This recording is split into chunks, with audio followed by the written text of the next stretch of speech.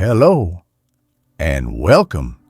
Tonight, we step gently into one of the most enchanting fairy tales ever told.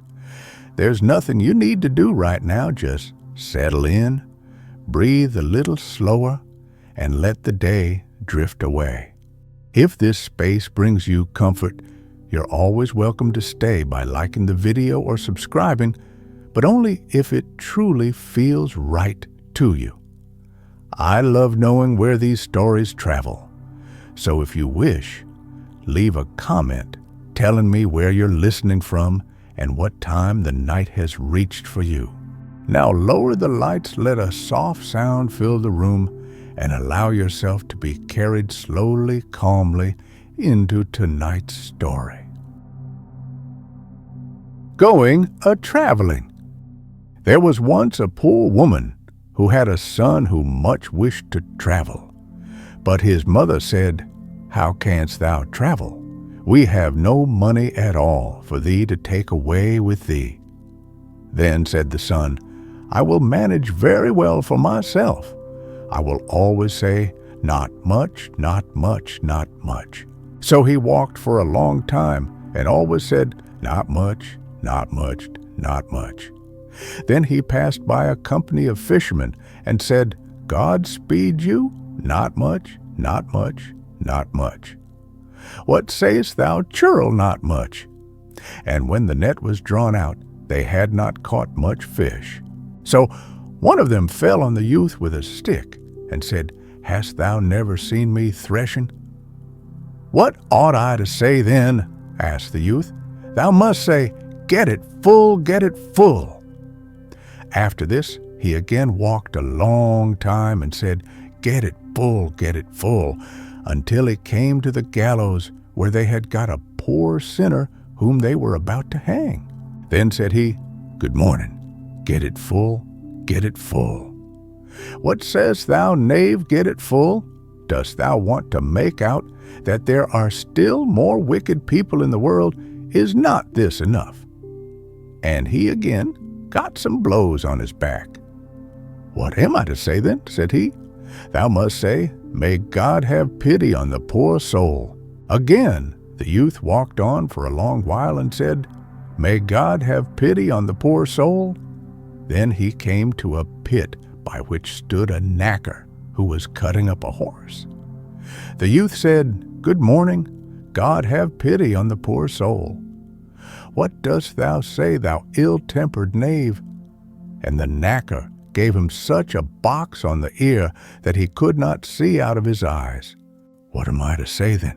"Thou must say, 'There lies the carrion in the pit.'" So he walked on and always said, "There lies the carrion in the pit, there lies the carrion in the pit." And he came to a cart full of people, so he said, "Good morning, there lies the carrion in the pit." Then the cart pushed him into a hole, and the driver took his whip and cracked it upon the youth till he was forced to crawl back to his mother, and as long as he lived, he never went out a-traveling again. Sleeping Beauty. In times past, there lived a king and queen who said to each other every day of their lives, "Would that we had a child, and yet they had none." But it happened once that when the queen was bathing, there came a frog out of the water, and he squatted on the ground and said to her, "Thy wish shall be fulfilled. Before a year has gone by, thou shalt bring a daughter into the world." And as the frog foretold, so it happened. And the queen bore a daughter so beautiful that the king could not contain himself for joy, and he ordained a great feast. Not only did he bid to it his relations, friends, and acquaintances, but also the wise women, that they might be kind and favorable to the child. There were 13 of them in his kingdom, but as he had only provided 12 golden plates for them to eat, from one of them had to be left out. However, the feast was celebrated with all splendor, and as it drew to an end, the wise women stood forward to present to the child their wonderful gifts.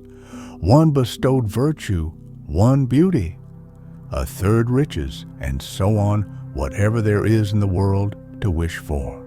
And when 11 of them had said their say in, came the uninvited 13th burning to revenge herself, and without greeting or respect, she cried with a loud voice, in the 15th year of her age, the princess shall prick herself with a spindle and shall fall down dead. And without speaking one more word, she turned away and left the hall. Everyone was terrified at her saying, when the 12th came forward, for she had not yet bestowed her gift. And though she could not do away with the evil prophecy, yet she could soften it. So she said, the princess shall not die, but fall into a deep sleep for 100 years.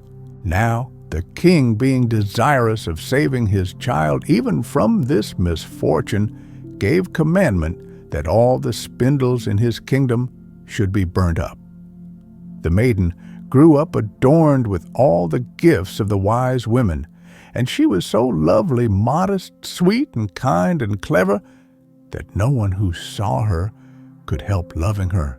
It happened one day, she being already 15 years old, that the king and queen rode abroad, and the maiden was left behind alone in the castle. She wandered about into all the nooks and corners, and into all the chambers and parlors, as the fancy took her, till at last she came to an old tower. She climbed the narrow winding stair which led to a little door with a rusty key sticking out of the lock. She turned the key, and the door opened, and there in the little room sat an old woman with a spindle diligently spinning her flax. "Good day, mother," said the princess. "What are you doing?" "I am spinning," answered the old woman, nodding her head. "What thing is that twists round so briskly?" asked the maiden, and taking the spindle into her hand, she began to spin. But no sooner had she touched it than the evil prophecy was fulfilled, and she pricked her finger with it. In that very moment she fell back upon the bed that stood there and lay in a deep sleep.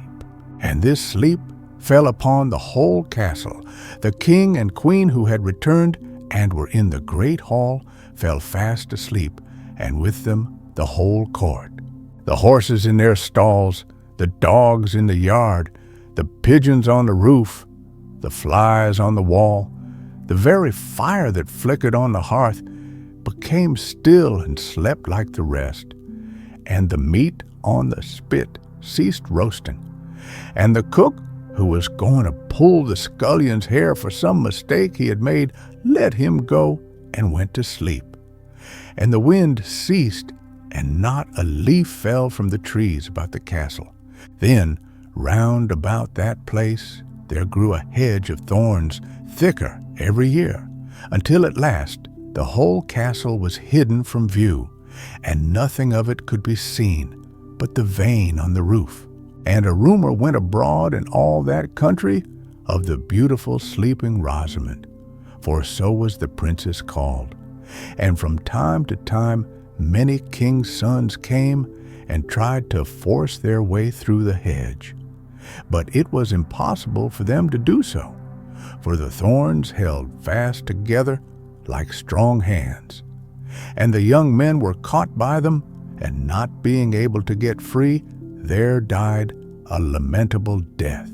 Many a long year afterwards there came a king's son into that country, and heard an old man tell how there should be a castle standing behind the hedge of thorns, and that there a beautiful enchanted princess named Rosamond had slept for 100 years, and with her the king and queen and the whole court. The old man had been told by his grandfather that many kings' sons had sought to pass the thorn hedge, but had been caught and pierced by the thorns, and had died a miserable death. Then said the young man, "Nevertheless, I do not fear to try. I shall win through and see the lovely Rosamond." The good old man tried to dissuade him, but he would not listen to his words. For now, the 100 years were at an end, and the day had come when Rosamond should be awakened. When the prince drew near the hedge of thorns, it was changed into a hedge of beautiful large flowers, which parted and bent aside to let him pass, and then closed behind him in a thick hedge. When he reached the castle yard, he saw the horses and brindled hunting dogs lying asleep, and on the roof the pigeons were sitting with their heads under their wings. And when he came indoors, the flies on the wall were asleep. The cook in the kitchen had his hand uplifted to strike the scullion, and the kitchen maid had the black fowl on her lap ready to pluck. Then he mounted higher and saw in the hall the whole court lying asleep, and above them on their thrones slept the king and the queen. And still he went farther, and all was so quiet that he could hear his own breathing. And at last he came to the tower, and went up the winding stair, and opened the door of the little room where Rosamond lay. And when he saw her looking so lovely in her sleep, he could not turn away his eyes. And presently he stooped and kissed her, and she awaked and opened her eyes, and looked very kindly on him. And she rose, and they went forth together, and the king and the queen and whole court waked up and gazed on each other with great eyes of wonderment. And the horses in the yard got up and shook themselves, the hounds sprang up and wagged their tails. The pigeons on the roof drew their heads from under their wings, looked round, and flew into the field. The flies on the wall crept on a little farther. The kitchen fire leapt up and blazed and cooked the meat. The joint on the spit began to roast. The cook gave the scullion such a box on the ear that he roared out, and the maid went on plucking the fowl. Then the wedding of the prince and Rosamond was held with all splendor, and they lived very happily together until their lives' end. Fitcher's Bird. There was once a wizard who used to take the form of a poor man, and went to houses and begged and caught pretty girls. No one knew whither he carried them, for they were never seen more. One day he appeared before the door of a man who had 3 pretty daughters. He looked like a poor, weak beggar, and carried a basket on his back, as if he meant to collect charitable gifts in it. He begged for a little food, and when the eldest daughter came out and was just reaching him a piece of bread, he did but touch her, and she was forced to jump into his basket. Thereupon he hurried away with long strides, and carried her away into a dark forest, to his house, which stood in the midst of it. Everything in the house was magnificent. He gave her whatsoever she could possibly desire, and said, "My darling, thou wilt certainly be happy with me, for thou hast everything thy heart can wish for." This lasted a few days, and then he said, "I must journey forth and leave thee alone for a short time. There are the keys of the house. Thou mayest go everywhere and look at everything except into one room which this little key here opens. And there I forbid thee to go on pain of death." He likewise gave her an egg and said, "Preserve the egg carefully for me, and carry it continually about with thee, for a great misfortune would arise from the loss of it."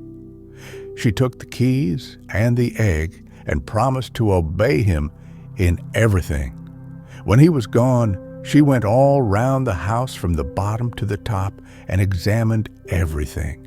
The rooms shone with silver and gold, and she thought she had never seen such great splendor. At length she came to the forbidden door. She wished to pass it by, but curiosity let her have no rest. She examined the key. It looked just like any other. She put it in the keyhole and turned it a little, and the door sprang open. But what did she see when she went in? A great bloody basin stood in the middle of the room, and therein lay human beings dead and hewn to pieces, and hard by was a block of wood, and a gleaming axe lay upon it. She was so terribly alarmed that the egg which she held in her hand fell into the basin. She got it out and washed the blood off, but in vain. It appeared again in a moment. She washed and scrubbed, but she could not get it out. It was not long before the man came back from his journey, and the first things which he asked for were the key and the egg. She gave them to him, but she trembled as she did so, and he saw at once by the red spots that she had been in the bloody chamber. "Since thou hast gone into the room against my will," said he, "thou shalt go back into it against thine own. Thy life is ended." He threw her down, dragged her thither by her hair, cut her head off on the block, and hewed her in pieces, so that her blood ran on the ground. Then he threw her into the basin with the rest.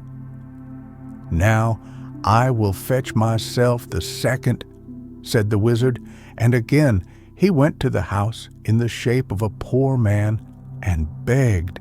Then the second daughter brought him a piece of bread. He caught her like the first by simply touching her, and carried her away. She did not fare better than her sister. She allowed herself to be led away by her curiosity, opened the door of the bloody chamber, looked in, and had to atone for it with her life on the wizard's return. Then he went and brought the third sister, but she was clever and crafty. When he had given her the keys and the egg and had left her, she first put the egg away with great care, and then she examined the house, and at last went into the forbidden room. Alas, what did she behold? Both her sisters lay there in the basin, cruelly murdered and cut in pieces. But she began to gather their limbs together and put them in order, head, body, arms, and legs. And when nothing further was wanting, the limbs began to move and unite themselves together, and both the maidens opened their eyes and were once more alive. Then they rejoiced and kissed and caressed each other. On his arrival, the man at once demanded the keys and the egg, and as he could perceive no trace of any blood on it, he said, "Thou hast stood the test, thou shalt be my bride." He now had no longer any power over her, and was forced to do whatsoever she desired. "Oh, very well," said she. "Thou shalt first take a basketful of gold to my father and mother, and carry it thyself on thy back. In the meantime, I will prepare for the wedding." Then she ran to her sisters, whom she had hidden in a little chamber, and said, "The moment has come when I can save you. The wretch shall himself carry you home again, but as soon as you are at home, send help to me." She put both of them in a basket and covered them quite over with gold, so that nothing of them was to be seen. Then she called in the wizard and said to him, "Now carry the basket away, but I shall look through my little window and watch to see if thou stoppest on the way to stand or to rest." The wizard raised the basket on his back and went away with it, but it weighed him down so heavily that the perspiration streamed from his face. Then he sat down and wanted to rest a while. But immediately one of the girls in the basket cried, "I am looking through my little window, and I see that thou art resting. Wilt thou go on at once?" He thought it was his bride who was calling that to him, and got up on his legs again. Once more he was going to sit down, but instantly she cried, "I am looking through my little window, and I see that thou art resting. Wilt thou go on directly?" And whenever he stood still, she cried this, and then he was forced to go onwards until at last, groaning and out of breath, he took the basket with the gold and the two maidens into their parents' house. At home, however, the bride prepared the marriage feast and sent invitations to the friends of the wizard. Then she took a skull with grinning teeth, put some ornaments on it, and a wreath of flowers, carried it upstairs to the garret window, and let it look out from thence. When all was ready, she got into a barrel of honey, and then cut the feather bed open and rolled herself in it until she looked like a wondrous bird, and no one could recognize her. Then she went out of the house, and on her way, she met some of the wedding guests, who asked, "O Fitcher's bird, how comest thou here? I come from Fitcher's house quite near. And what may the young bride be doing? From cellar to garret she's swept all clean, and now from the window she's peeping, I ween." At last she met the bridegroom, who was coming slowly back. He, like the others, asked, "O Fitcher's bird, how comest thou here? I come from Fitcher's house quite near. And what may the young bride be doing? From cellar to garret she's swept all clean, and now from the window she's peeping, I ween." The bridegroom looked up, saw the decked-out skull, thought it was his bride, and nodded to her, greeting her kindly. But when he and his guests had all gone into the house, the brothers and kinsmen of the bride who had been sent to rescue her arrived. They locked all the doors of the house, that no one might escape, set fire to it, and the wizard and all his crew had to burn. The poor miller's boy and the cat. In a certain mill lived an old miller, who had neither wife nor child, and 3 apprentices served under him. As they had been with him several years, he one day said to them, "I am old, and want to sit in the chimney corner. Go out, and whichsoever of you brings me the best horse home to him, will I give the mill, and in return for it he shall take care of me till my death." The third of the boys was, however, the drudge, who was looked on as foolish by the others. They begrudged the mill to him, and afterwards he would not have it. Then all 3 went out together, and when they came to the village, the 2 said to stupid Hans, "Thou mayest just as well stay here as long as thou livest. Thou wilt never get a horse." Hans, however, went with them, and when it was night, they came to a cave in which they lay down to sleep. The 2 sharp ones waited until Hans had fallen asleep. Then they got up and went away, leaving him where he was. And they thought they had done a very clever thing, but it was certain to turn out ill for them. When the sun arose and Hans woke up, he was lying in a deep cavern. He looked around on every side and exclaimed, "Oh heavens, where am I?" Then he got up and clambered out of the cave, went into the forest, and thought, "Here I am, quite alone and deserted. How shall I obtain a horse now?" Whilst he was thus walking full of thought, he met a small tabby cat, which said quite kindly, "Hans, where are you going?" "Alas, thou canst not help me." "I well know your desire," said the cat. "You wish to have a beautiful horse. Come with me and be my faithful servant for 7 years long, and then I will give you one more beautiful than any you have ever seen in your whole life." "Well, this is a wonderful cat," thought Hans, "but I am determined to see if she is telling the truth." So she took him with her into her enchanted castle, where there were nothing but cats, who were her servants. They leapt nimbly upstairs and downstairs, and were merry and happy. In the evening, when they sat down to dinner, 3 of them had to make music.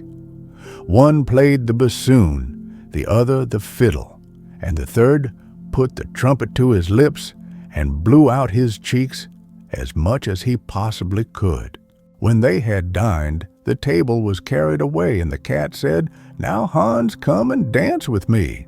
"No," said he, "I won't dance with a pussy cat. I have never done that yet." "Then take him to bed," said she to the cats. So one of them lighted him to his bedroom, one pulled his shoes off, one his stockings, and at last one of them blew out the candle.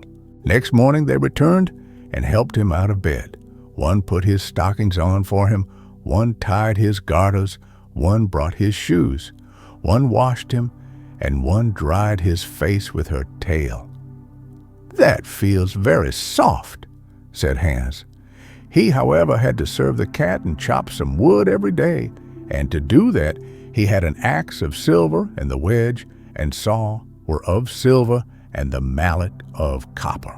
So he chopped the wood small, stayed there in the house, and had good meat and drink, but never saw anyone but the tabby cat and her servants.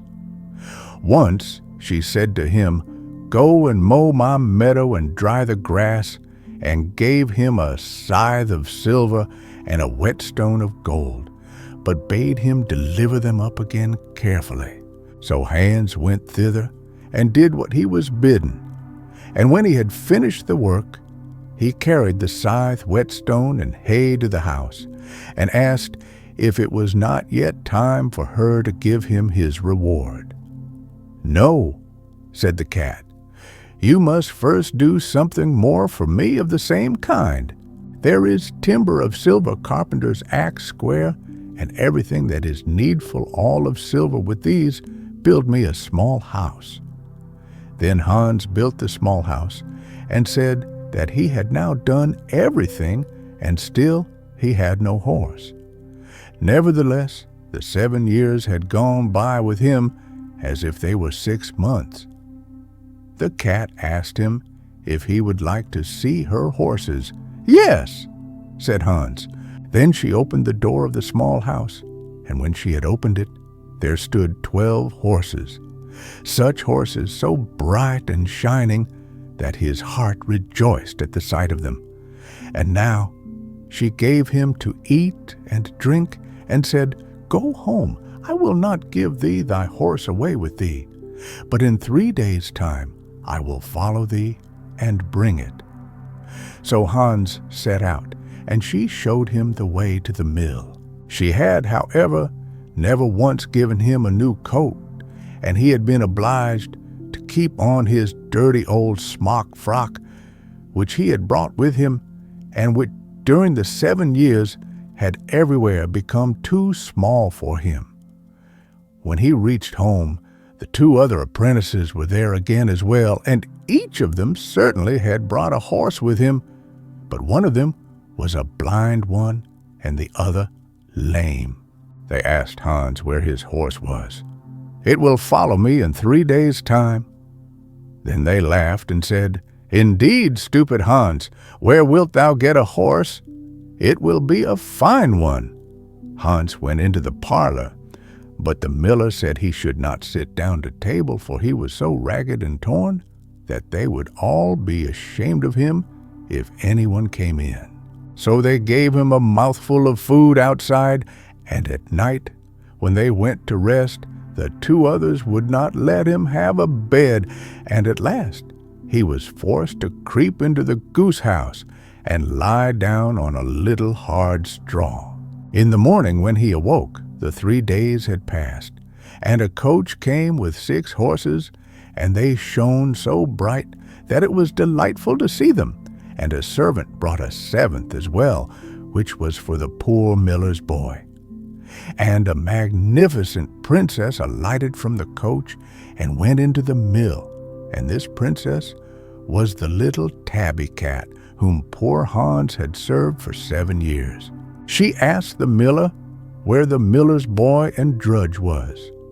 Then the miller said, "We cannot have him here in the mill, for he is so ragged. He is lying in the goose house."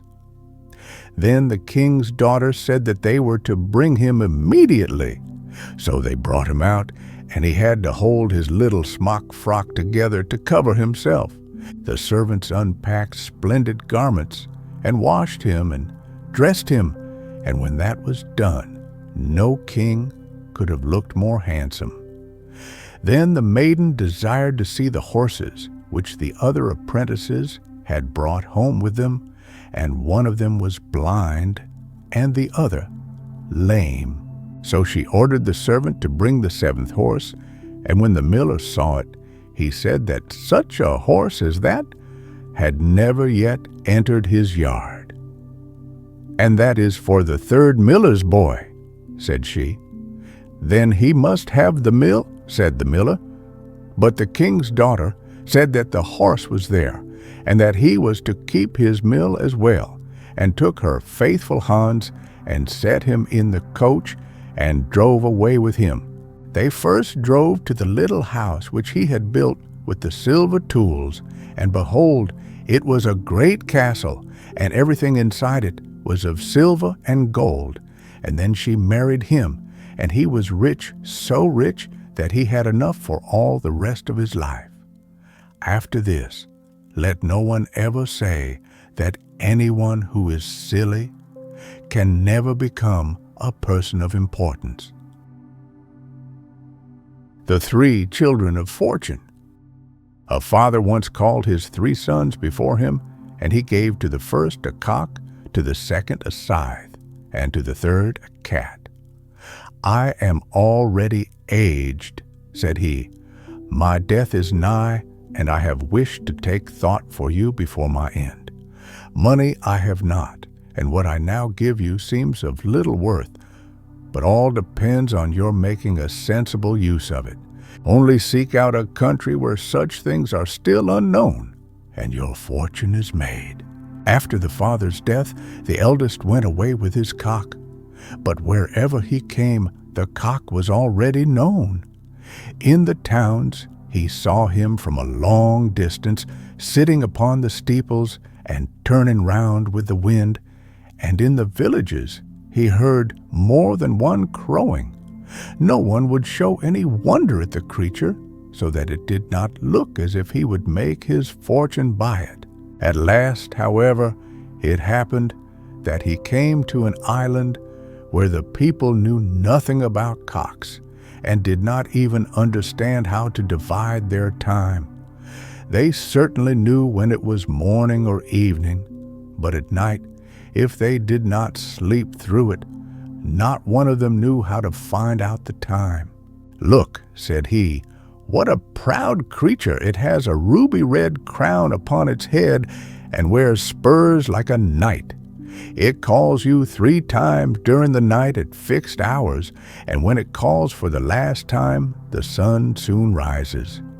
But if it crows by broad daylight, then take notice, for there will certainly be a change of weather." The people were well pleased. For a whole night they did not sleep, and listened with great delight as the cock at 2, 4, and 6 o'clock loudly and clearly proclaimed the time. They asked if the creature were for sale, and how much he wanted for it. "About as much gold as an ass can carry," answered he. "A ridiculously small price for such a precious creature." They cried unanimously and willingly gave him what he had asked. When he came home with his wealth, his brothers were astonished, and the second said, "Well, I will go forth and see whether I cannot get rid of my scythe as profitably." But it did not look as if he would, for laborers met him everywhere, and they had scythes upon their shoulders as well as he.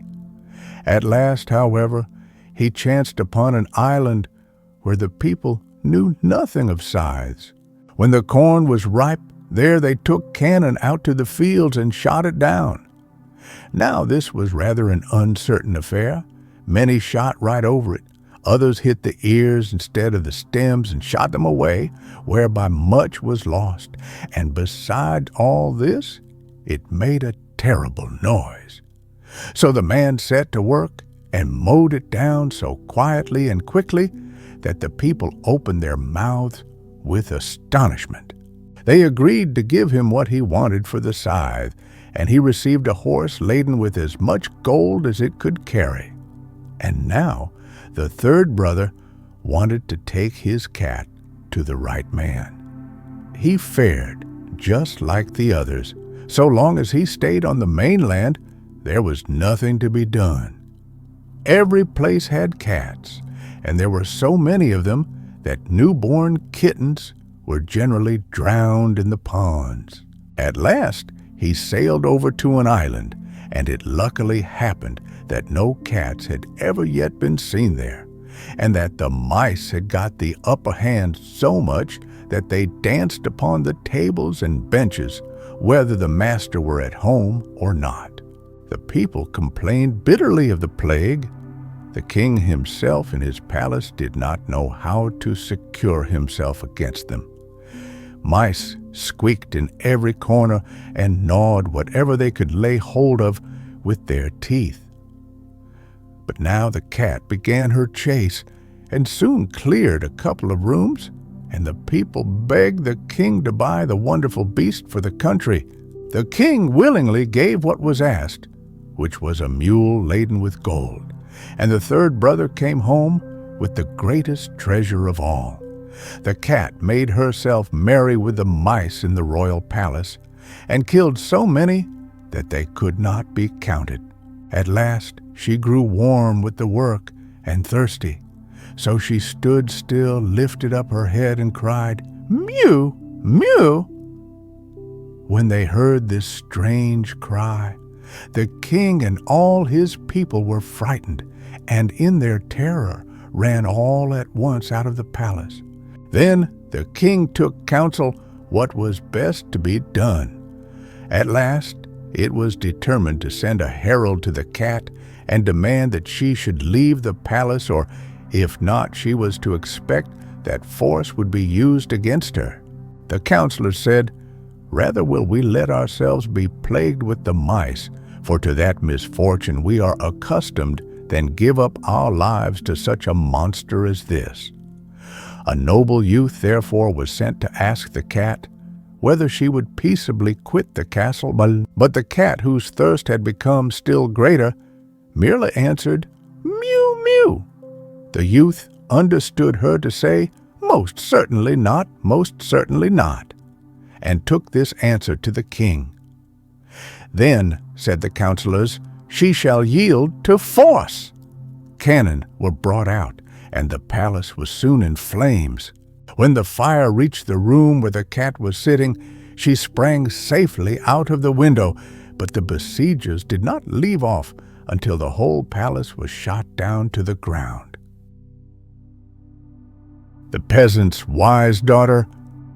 There was once a poor peasant who had no land, but only a small house and one daughter.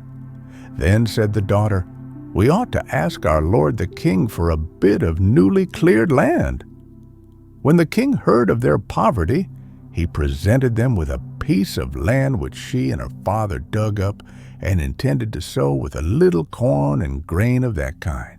When they had dug nearly the whole of the field, they found in the earth a mortar made of pure gold. "Listen," said the father to the girl, "as our lord the king has been so gracious and presented us with the field, we ought to give him this mortar in return for it." The daughter, however, would not consent to this, and said, "Father, if we have the mortar without having the pestle as well, we shall have to get the pestle, so you had much better say nothing about it."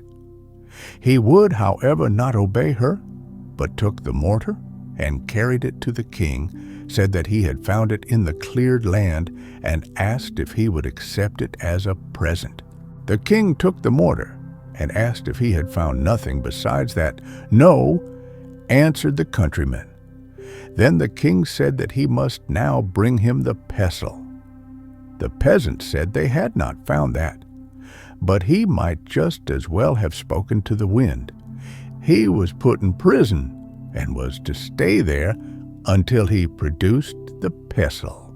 The servants had daily to carry him bread and water, which is what people get in prison, and they heard how the man cried out continually, "Ah, if I had but listened to my daughter, alas, alas! If I had but listened to my daughter, and would neither eat nor drink." So he commanded the servants to bring the prisoner before him. And then the king asked the peasant why he was always crying, "Ah, if I had but listened to my daughter," and what it was that his daughter had said. "She told me that I ought not to take the mortar to you, for I should have to produce the pestle as well. If you have a daughter who is as wise as that, let her come here." She was therefore obliged to appear before the king, who asked her if she really was so wise, and said he would set her a riddle, and if she could guess that he would marry her. She at once said yes, she would guess it. Then said the king, "Come to me not clothed, not naked, not riding, not walking, not in the road, and not out of the road, and if thou canst do that, I will marry thee."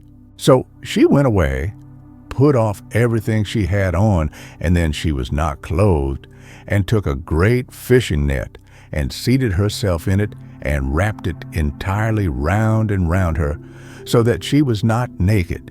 And she hired an ass, and tied the fisherman's net to its tail, so that it was forced to drag her along, and that was neither riding nor walking. The ass had also to drag her in the ruts, so that she only touched the ground with her great toe, and that was neither being in the road nor out of the road. And when she arrived in that fashion, the king said she had guessed the riddle, and fulfilled all the conditions. Then he ordered her father to be released from the prison, took her to wife, and gave into her care all the royal possessions. Now, when some years had passed, the king was once drawing up his troops on parade, when it happened that some peasants who had been selling wood stopped with their wagons before the palace. Some of them had oxen yoked to them, and some horses. There was one peasant who had 3 horses, one of which was delivered of a young foal, and it ran away and lay down between 2 oxen, which were in front of the wagon. When the peasants came together, they began to dispute, to beat each other and make a disturbance, and the peasant with the oxen wanted to keep the foal, and said one of the oxen had given birth to it, and the other said his horse had had it, and that it was his.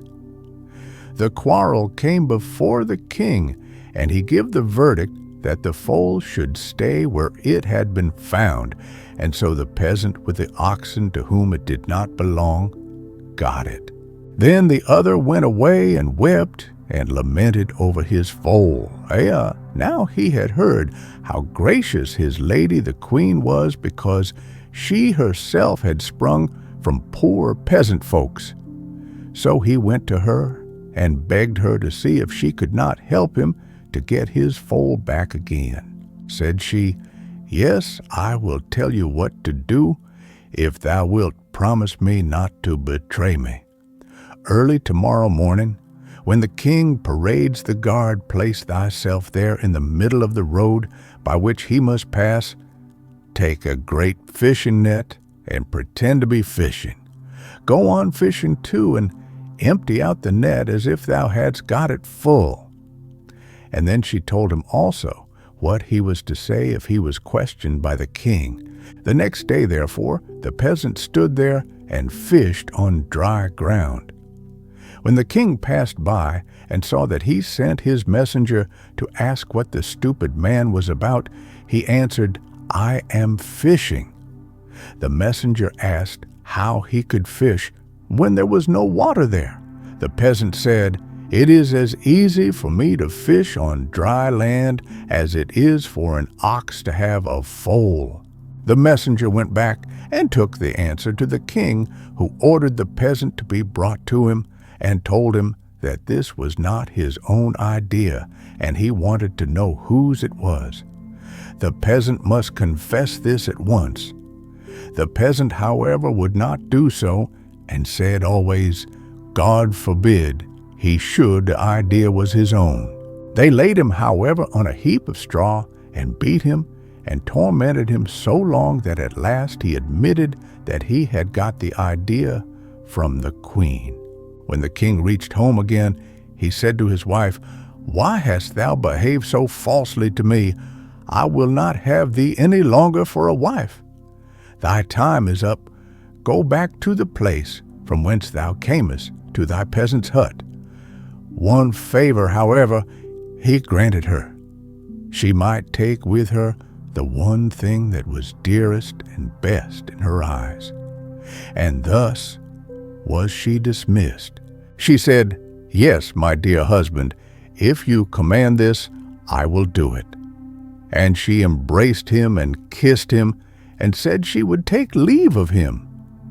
Then she ordered a powerful sleeping draught to be brought to drink farewell to him. The king took a long draught, but she took only a little. He soon fell into a deep sleep, and when she perceived that, she called a servant and took a fair white linen cloth and wrapped the king in it, and the servant was forced to carry him into a carriage that stood before the door, and she drove with him to her own little house. She laid him in her own little bed, and he slept one day and one night without awakening.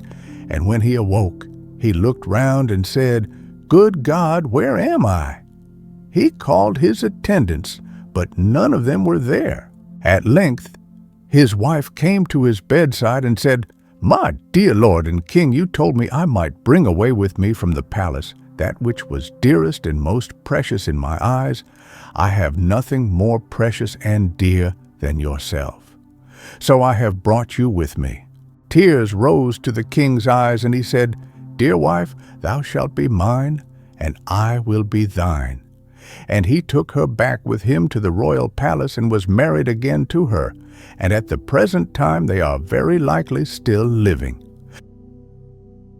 Thumbling as Journeyman. A certain tailor had a son who happened to be small and no bigger than a thumb, and on this account he was always called Thumbling. He had, however, some courage in him, and said to his father, "Father, I must and will go out into the world." "That's right, my son," said the old man, and took a long darning needle and made a knob of sealing wax on it at the candle. "And there is a sword for thee to take with thee on the way." Then the little tailor wanted to have one more meal with them, and hopped into the kitchen to see what his lady mother had cooked for the last time. It was, however, just dished up, and the dish stood on the hearth. Then he said, "Mother, what is there to eat today?" "See for thyself," said his mother. So Thumbling jumped onto the hearth and peeped into the dish. But as he stretched his neck in too far, the steam from the food caught hold of him and carried him up the chimney. He rode about in the air on the steam for a while, until at length he sank down to the ground again. Now the little tailor was outside in the wide world, and he traveled about and went to a master in his craft, but the food was not good enough for him. "Mistress, if you give us no better food," said Thumbling, "I will go away, and early tomorrow morning I will write with chalk on the door of your house, 'Too many potatoes, too little meat. Farewell, Mr. Potato King.'" "What wouldst thou have, forsooth, grasshopper?" said the mistress, and grew angry, and seized a dishcloth, and was just going to strike him. But my little tailor crept nimbly under a thimble, peeped out from beneath it, and put his tongue out at the mistress. She took up the thimble and wanted to get hold of him, but little Thumbling hopped into the cloth, and while the mistress was opening it out and looking for him, he got into a crevice in the table. "Ho, ho, lady mistress!" cried he, and thrust his head out, and when she began to strike him, he leapt down into the drawer. At last, however, she caught him, and drove him out of the house. The little tailor journeyed on and came to a great forest, and there he fell in with a band of robbers who had a design to steal the king's treasure. When they saw the little tailor, they thought, "A little fellow like that can creep through a keyhole and serve as picklock to us."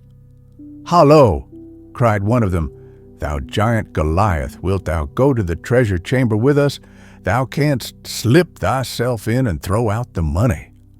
Thumbling reflected a while, and at length he said, "Yes," and went with them to the treasure chamber. Then he looked at the doors above and below to see if there was any crack in them. It was not long before he espied one which was broad enough to let him in.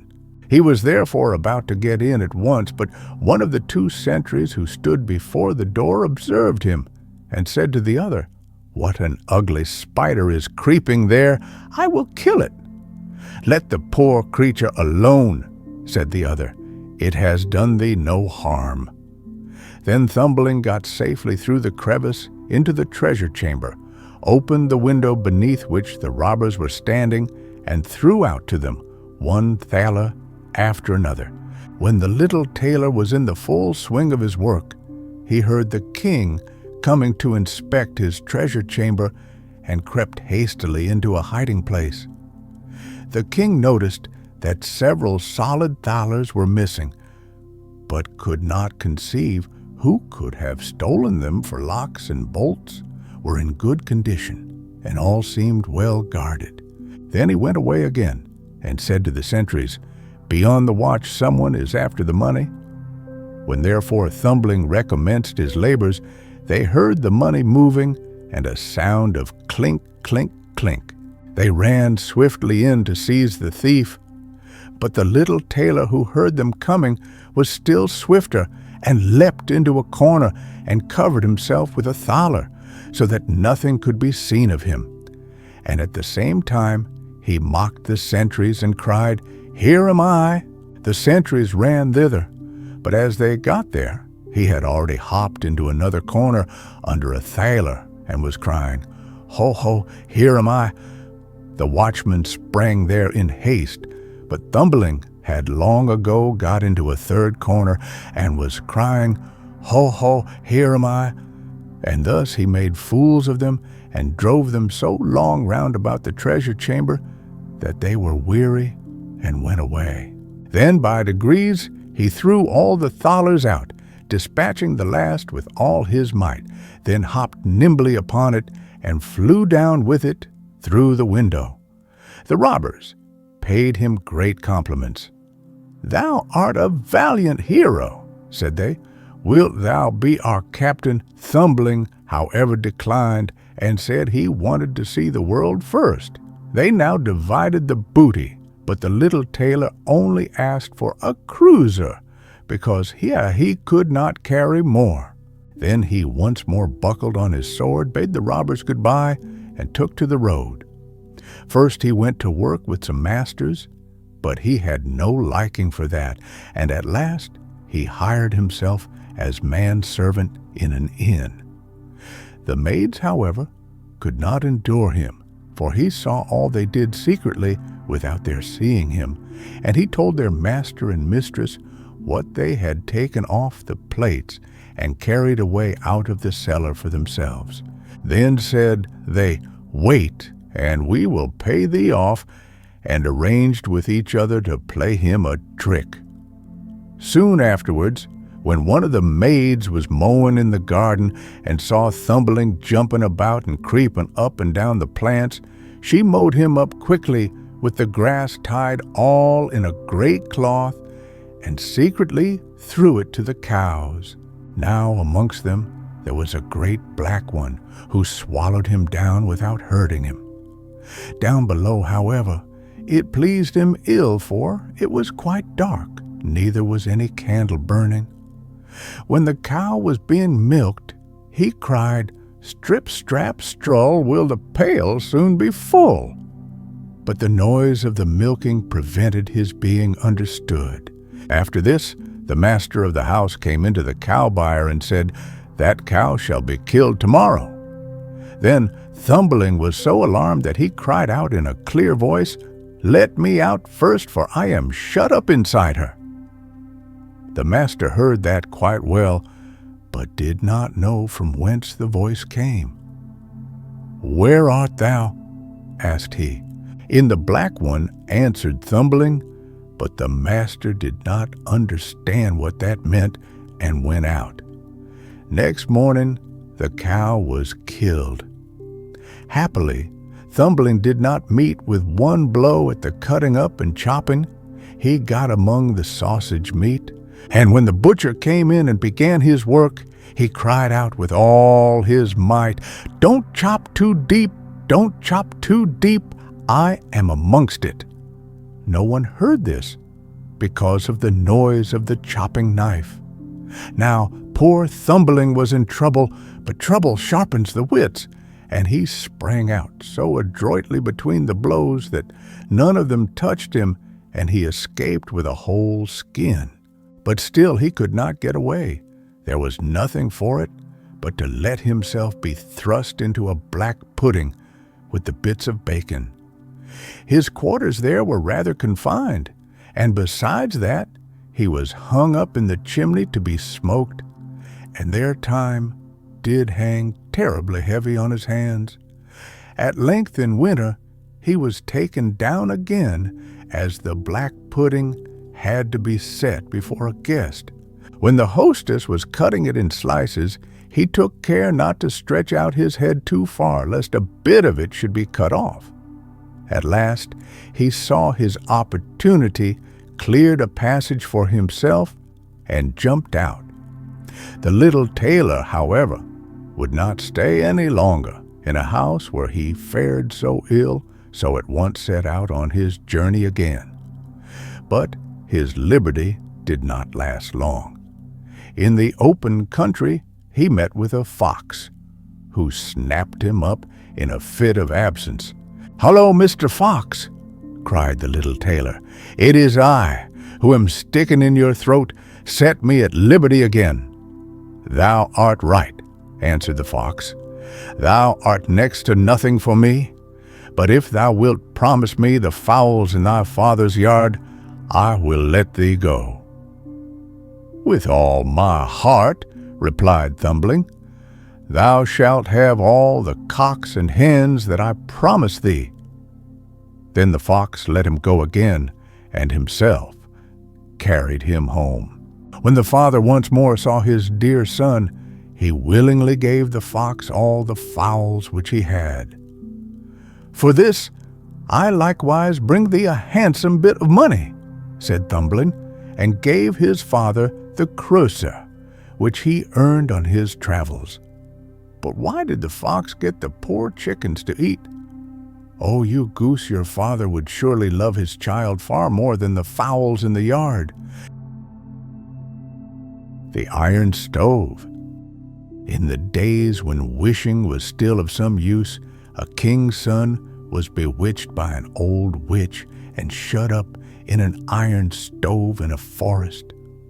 There he passed many years, and no one could deliver him. Then a king's daughter came into the forest, who had lost herself and could not find her father's kingdom again. After she had wandered about for 9 days, she at length came to the iron stove. Then a voice came forth from it and asked her, "Whence comest thou, and whither goest thou?" She answered, "I have lost my father's kingdom and cannot get home again." Then a voice inside the iron stove said, "I will help thee to get home again, and that indeed most swiftly, if thou wilt promise to do what I desire of thee. I am the son of a far greater king than thy father, and I will marry thee." Then was she afraid and thought, "Good heavens, what can I do with an iron stove?" But as she much wished to get home to her father, she promised to do as he desired. But he said, "Thou shalt return here and bring a knife with thee and scrape a hole in the iron." Then he gave her a companion who walked near her, but did not speak. But in 2 hours he took her home. There was great joy in the castle when the king's daughter came home, and the old king fell on her neck and kissed her. She, however, was sorely troubled, and said, "Dear father, what I have suffered, I should never have got home again from the great wild forest if I had not come to an iron stove, but I have been forced to give my word that I will go back to it, set it free, and marry it." Then the old king was so terrified that he all but fainted, for he had but this one daughter. They therefore resolved they would send in her place the miller's daughter, who was very beautiful. They took her there, gave her a knife, and said she was to scrape at the iron stove. So she scraped at it for 24 hours, but could not bring off the least morsel of it. When day dawned, a voice in the stove said, "It seems to me it is day outside." Then she answered, "It seems so to me, too. I fancy I hear the noise of my father's mill. So thou art a miller's daughter, then go thy way at once, and let the king's daughter come here." Then she went away at once, and told the old king that the man outside there would have none of her. He wanted the king's daughter. They, however, still had a swineherd's daughter who was even prettier than the miller's daughter, and they determined to give her a piece of gold to go to the iron stove instead of the king's daughter. So she was taken thither, and she also had to scrape for 24 hours. She, however, made nothing of it. When day broke, a voice inside the stove cried, "It seems to me it is day outside." Then answered she, "So it seems to me also. I fancy I hear my father's horn blowing." "Then thou art a swineherd's daughter. Go away at once, and tell the king's daughter to come, and tell her all must be done as promised.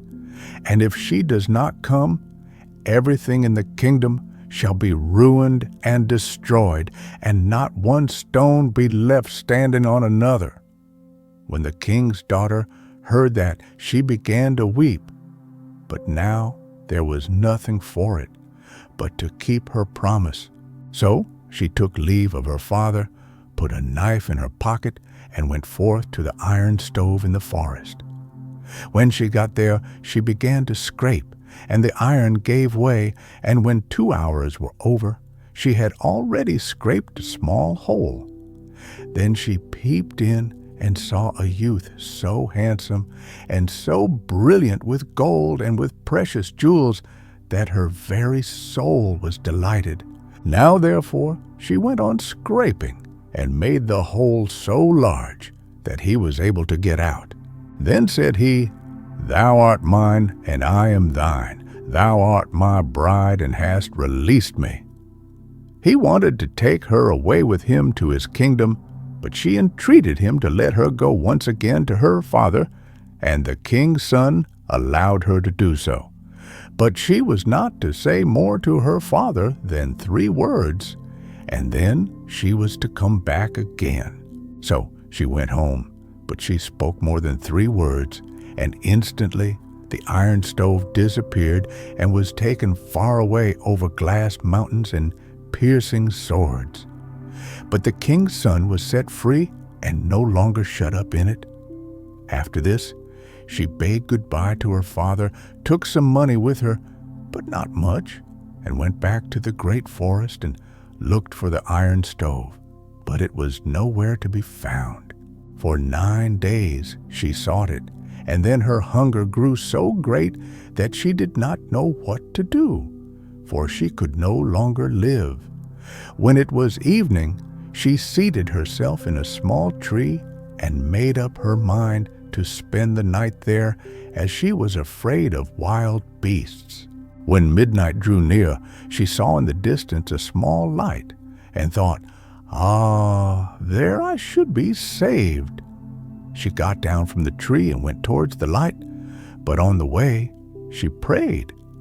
Then she came to a little old house, and much grass had grown all about it, and a small heap of wood lay in front of it. She thought, "Ah, whither have I come? and peeped in through the window. But she saw nothing inside but toads, big and little, except a table well covered with wine and roast meat, and the plates and glasses were of silver. Then she took courage and knocked at the door. The fat toad cried, "Little green waiting maid, with the limping leg, little dog of the limping leg, hop hither and thither and quickly see who is without." And a small toad came walking by and opened the door to her. When she entered, they all bade her welcome, and she was forced to sit down. They asked, "Where hast thou come from, and whither art thou going?"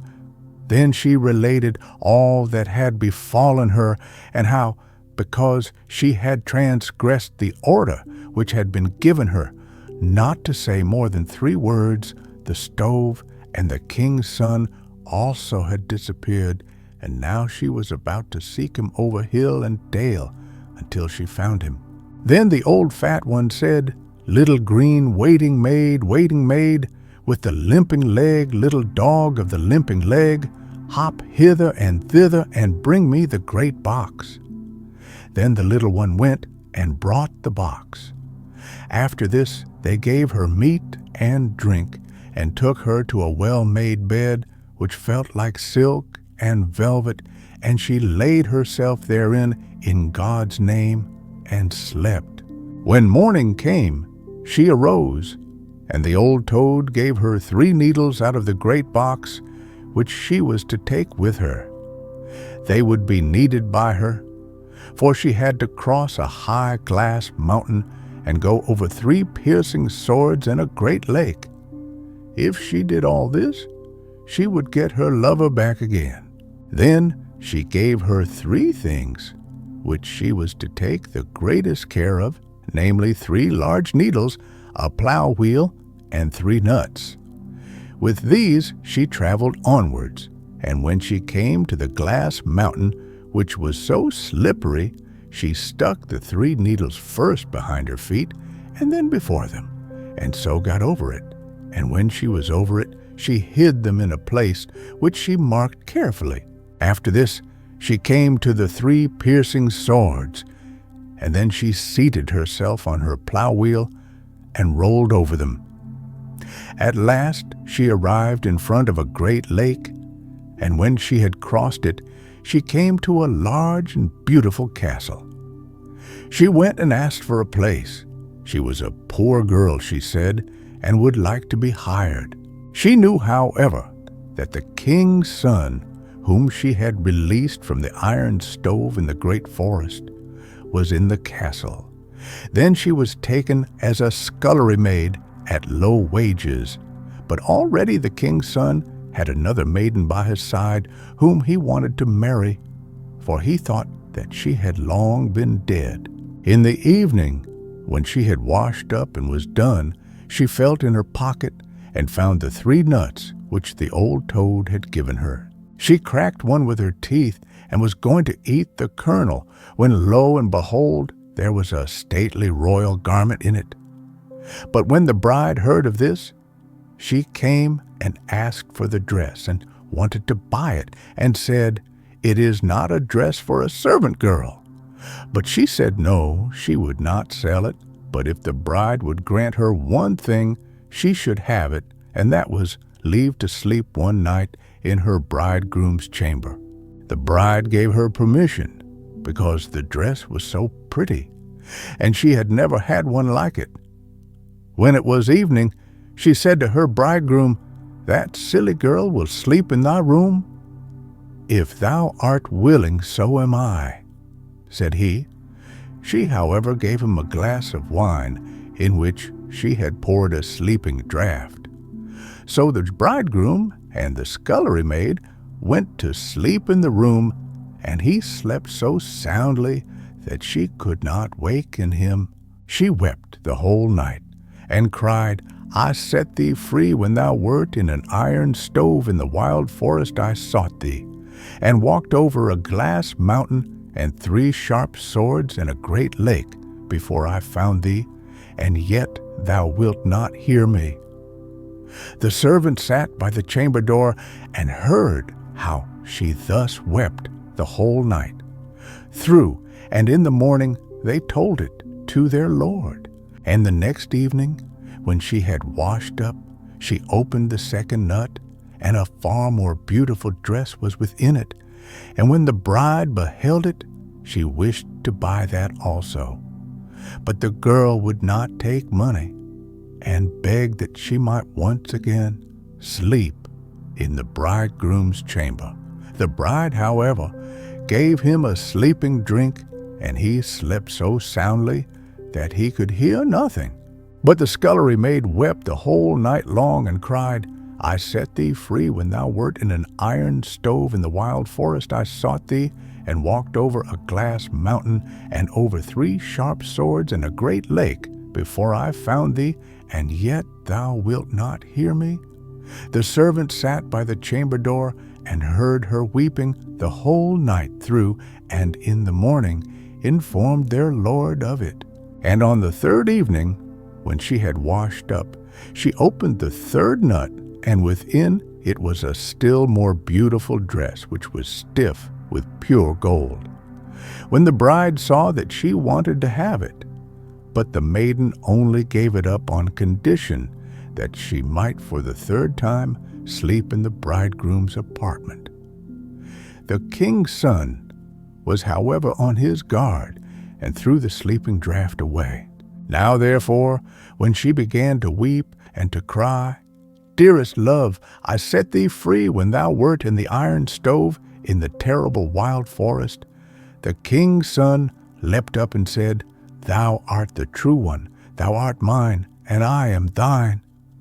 Thereupon, while it was still night, he got into a carriage with her, and they took away the false bride's clothes, so that she could not get up.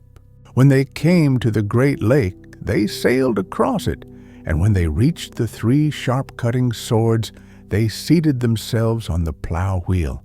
And when they got to the glass mountain, they thrust the 3 needles in it, and so at length they got to the little old house. But when they went inside, that it was a great castle, and the toads were all disenchanted, and were king's children, and full of happiness. Then the wedding was celebrated, and the king's son and the princess remained in the castle, which was much larger than the castle of their fathers. As, however, the old king grieved at being left alone, they fetched him away and brought him to live with them, and they had 2 kingdoms and lived in happy wedlock. A mouse did run, this story's done. The singing, springing lark. There was once on a time a man who was about to set out on a long journey, and on parting, he asked his 3 daughters what he should bring back with him for them. Whereupon the eldest wished for pearls, the second wished for diamonds.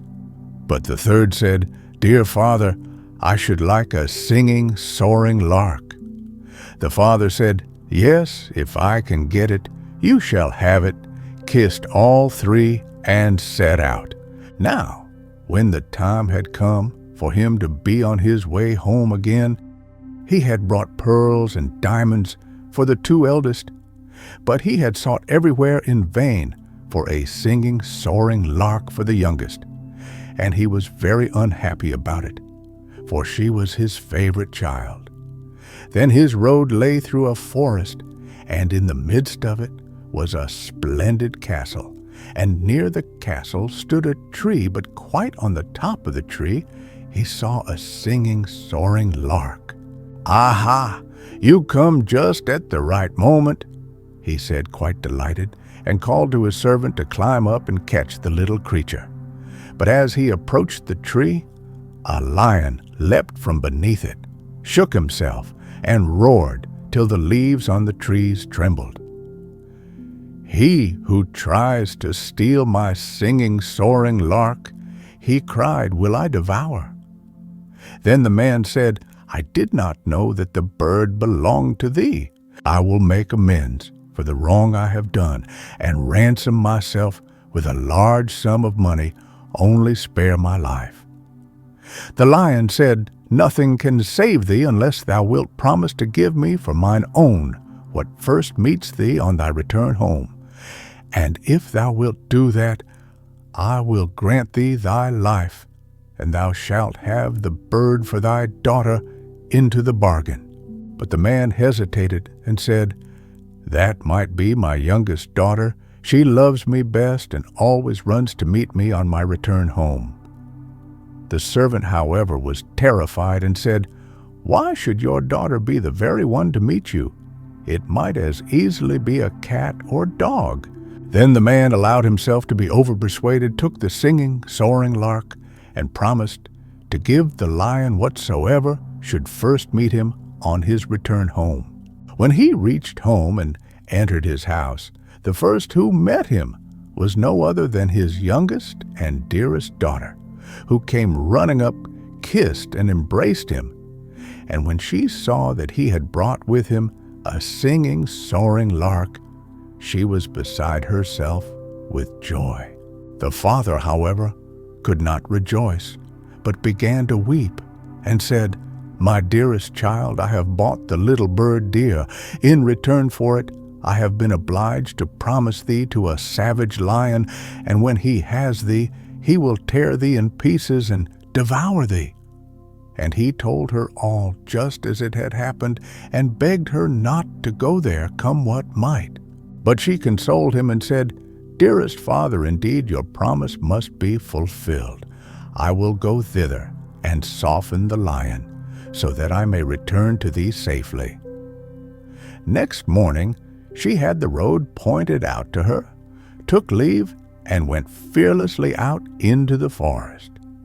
The lion, however, was an enchanted prince, and was by day a lion, and all his people were lions with him.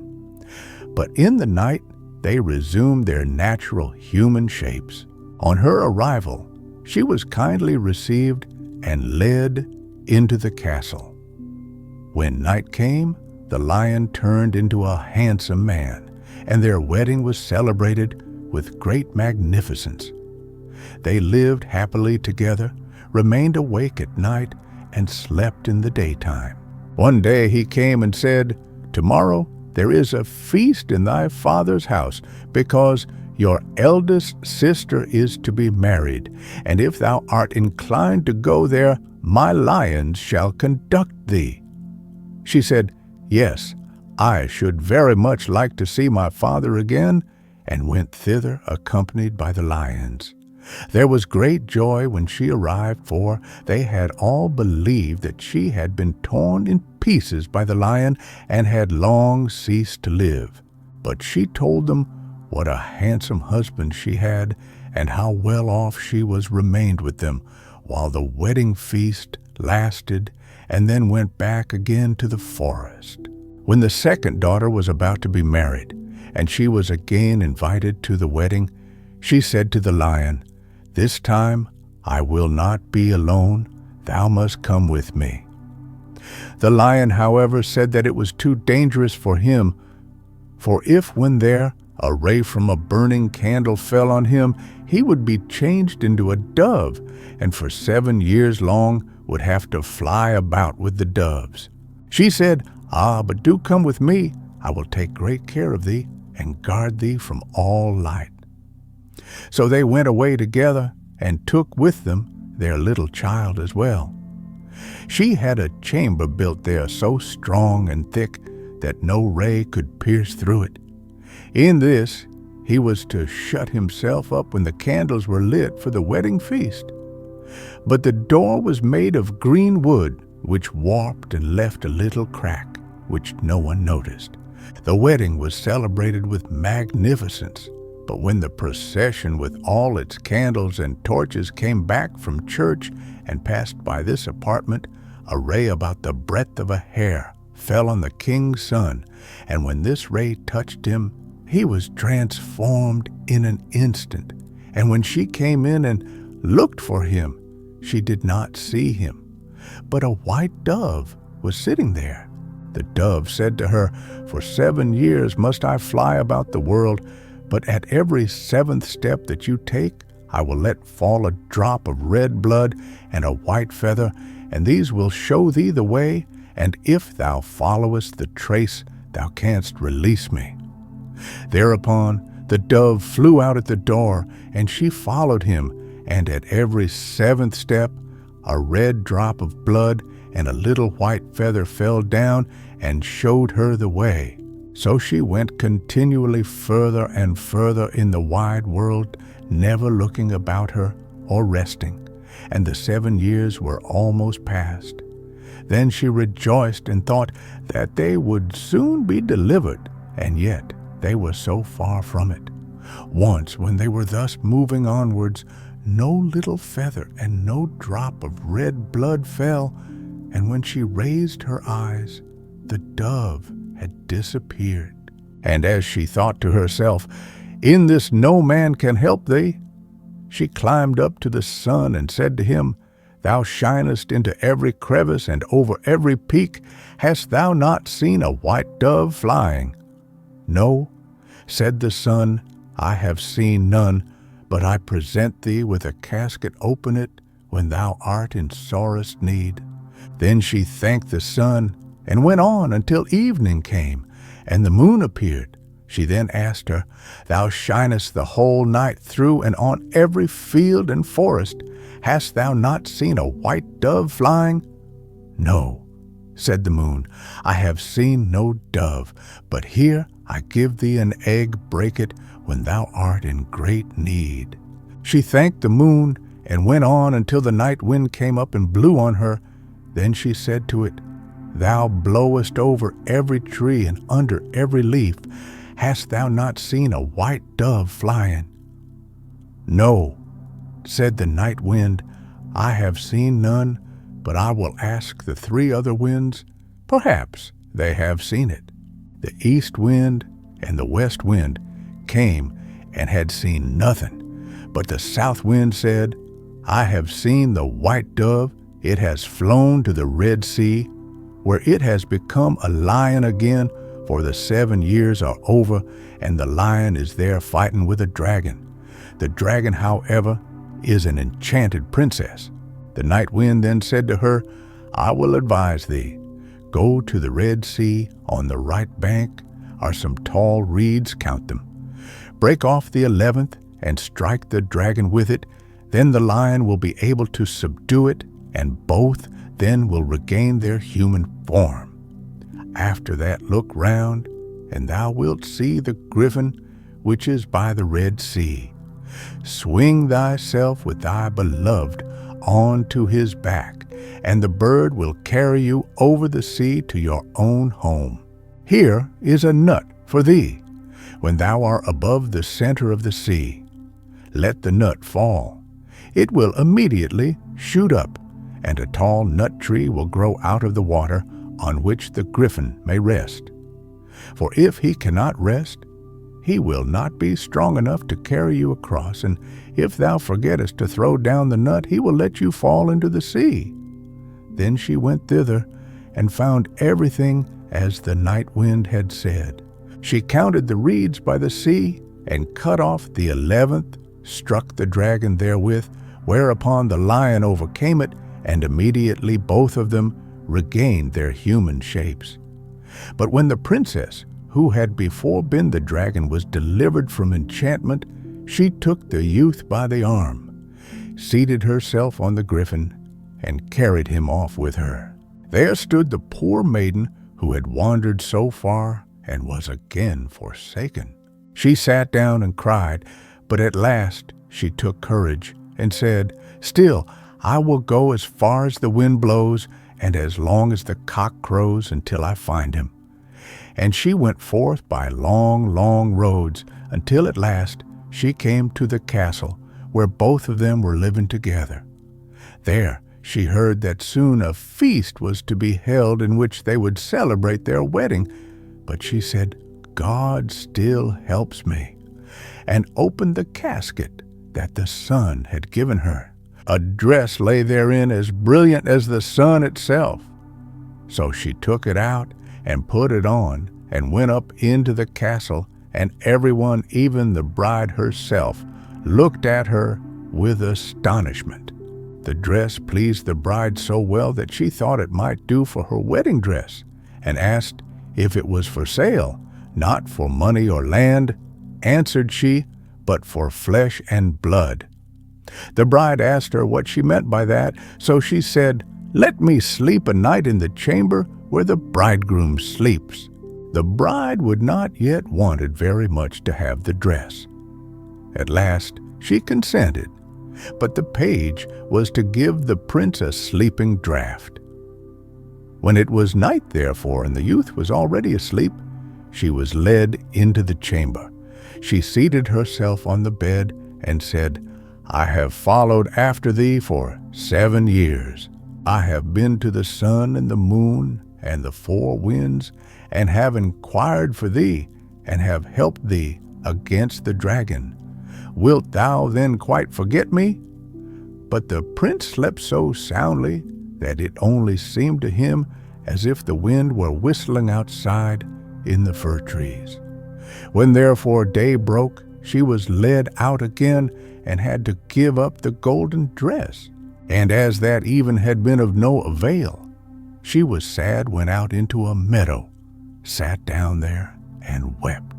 While she was sitting there, she thought of the egg which the moon had given her. She opened it, and there came out a clucking hen with 12 chickens, all of gold, and they ran about chirping and crept again under the old hen's wings. Nothing more beautiful was ever seen in the world. Then she arose and drove them through the meadow before her until the bride looked out of the window. The little chickens pleased her so much that she immediately came down and asked if they were for sale, not for money or land, but for flesh and blood. "Let me sleep another night in the chamber where the bridegroom sleeps." The bride said, "Yes," intending to cheat her as on the former evening. But when the prince went to bed, he asked the page what the murmuring and rustling in the night had been. On this, the page told all, that he had been forced to give him a sleeping draught because a poor girl had slept secretly in the chamber, and that he was to give him another that night. The prince said, "Pour out the draught by the bedside." At night she was again led in, and when she began to relate how ill all had fared with her, he immediately recognized his beloved wife. By her voice sprang up and cried, "Now I really am released. I have been as it were in a dream, for the strange princess has bewitched me, so that I have been compelled to forget thee, but God has delivered me from the spell at the right time." Then they both left the castle secretly in the night, for they feared the father of the princess, who was a sorcerer, and they seated themselves on the griffin, which bore them across the Red Sea. And when they were in the midst of it, she let fall the nut. Immediately a tall nut tree grew up, whereon the bird rested, and then carried them home, where they found their child, who had grown tall and beautiful, and they lived thenceforth happily until their death. A Riddling Tale. 3 women were changed into flowers which grew in the field, but one of them was allowed to be in her own home at night. Then once, when day was drawing near, and she was forced to go back to her companions in the field and become a flower again, she said to her husband, "If thou wilt come this afternoon and gather me, I shall be set free, and henceforth stay with thee." And he did so. Now the question is, how did her husband know her? For the flowers were exactly alike and without any difference. Answer: as she was at her home during the night and not in the field, no dew fell on her as it did on the others. And by this her husband knew her. The duration of life.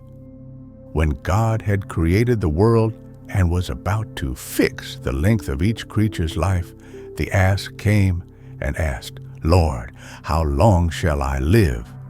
30 years, replied God. "Does that content thee?" "Ah, Lord," answered the ass, "that is a long time. Think of my painful existence, to carry heavy burdens from morning to night, to drag sacks of corn to the mill that others may eat, bread to be cheered and refreshed with nothing but blows and kicks. Relieve me of a portion of this long time." Then God had pity on him and relieved him of 18 years. The ass went away comforted, and the dog appeared. "How long wouldst thou like to live?" said God to him. 30 years are too many for the ass, but thou wilt be satisfied with that." "Lord," answered the dog, "is that thy will? Consider how I shall have to run my feet, will never hold out so long, and when I have once lost my voice for barking and my teeth for biting, what will be left for me to do but run from one corner to another and growl?" God saw that he was right and released him from 12 years of life. Then came the monkey. "Thou wilt certainly live 30 years willingly," said the Lord to him. "Thou hast no need to work as the ass and the dog have to do, and wilt always enjoy thyself." "Ah, Lord," he answered, "it may seem as if that were the case, but it is quite different. When it rains porridge, I have no spoon. I am always to play merry pranks and make faces which force people to laugh, and if they give me an apple and I bite into it, why, it is sour. How often sadness hides itself behind mirth. I shall never be able to hold out for 30 years. God was gracious and took off 10. At last, man appeared joyous, healthy, and vigorous, and begged God to appoint his time for him. 30 years shalt thou live, said the Lord. Is that enough for thee? What a short time, cried man, when I have built my house and my fire burns on my own hearth, when I have planted trees which blossom and bear fruit, and am just intending to enjoy my life, I am to die. O Lord, lengthen my time.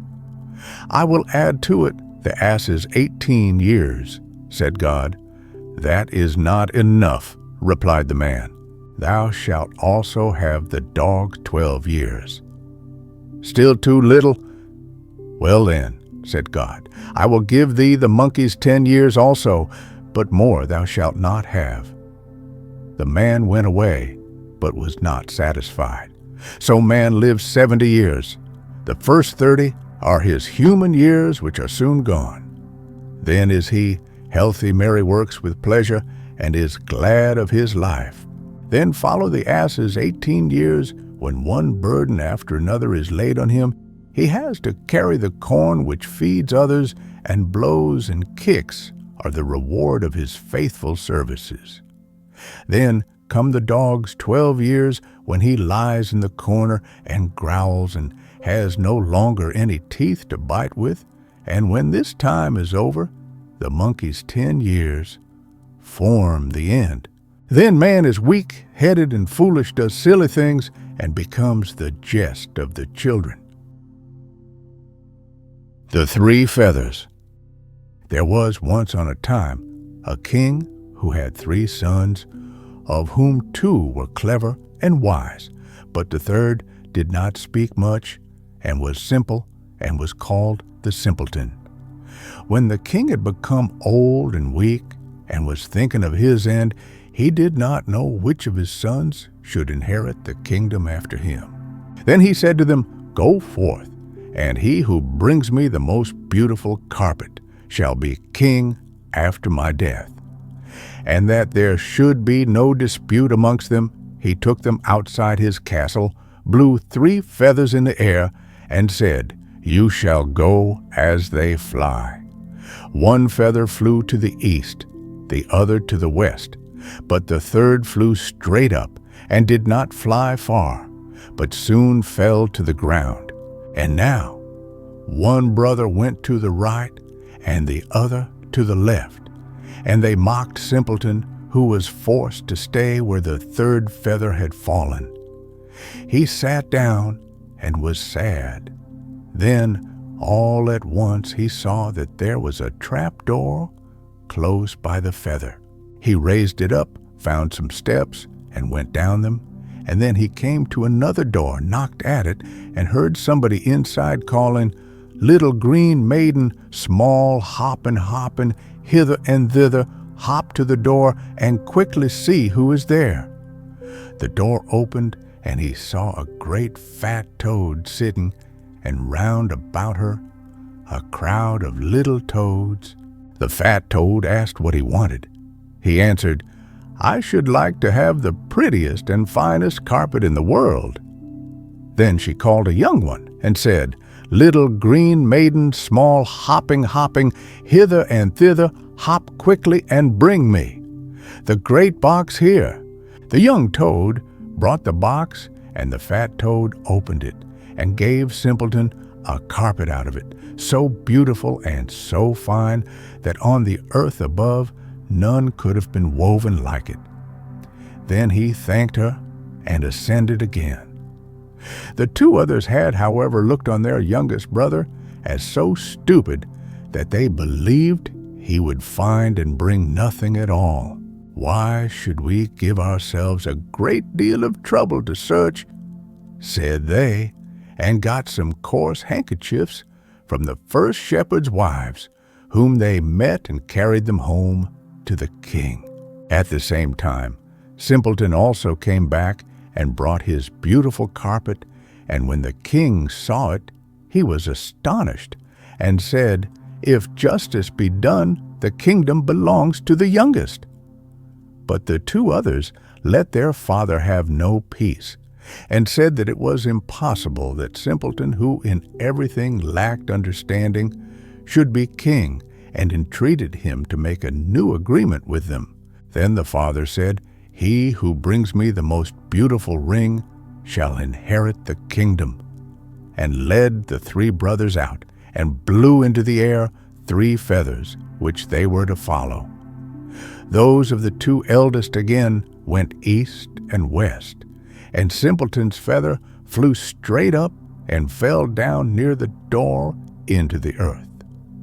Then he went down again to the fat toad and told her that he wanted the most beautiful ring. She at once ordered her great box to be brought, and gave him a ring out of it which sparkled with jewels, and was so beautiful that no goldsmith on earth would have been able to make it. The 2 eldest laughed at Simpleton for going to seek a golden ring. They gave themselves no trouble, but knocked the nails out of an old carriage ring and took it to the king. But when Simpleton produced his golden ring, his father again said, "The kingdom belongs to him." The 2 eldest did not cease from tormenting the king until he made a 3rd condition, and declared that the one who brought the most beautiful woman home should have the kingdom. He again blew the 3 feathers into the air, and they flew as before. Then Simpleton, without more ado, went down to the fat toad and said, "I am to take home the most beautiful woman." "Oh," answered the toad, "the most beautiful woman, she is not at hand at the moment, but still thou shalt have her." She gave him a yellow turnip, which had been hollowed out, to which 6 mice were harnessed. Then Simpleton said quite mournfully, "What am I to do with that?" The toad answered, "Just put one of my little toads into it." Then he seized one at random out of the circle and put her into the yellow coach, but hardly was she seated inside it than she turned into a wonderfully beautiful maiden, and the turnip into a coach, and the 6 mice into horses. So he kissed her and drove off quickly with the horses and took her to the king. His brothers came afterwards. They had given themselves no trouble at all to seek beautiful girls, but had brought with them the first peasant women they chanced to meet. When the king saw them, he said, "After my death, The kingdom belongs to my youngest son."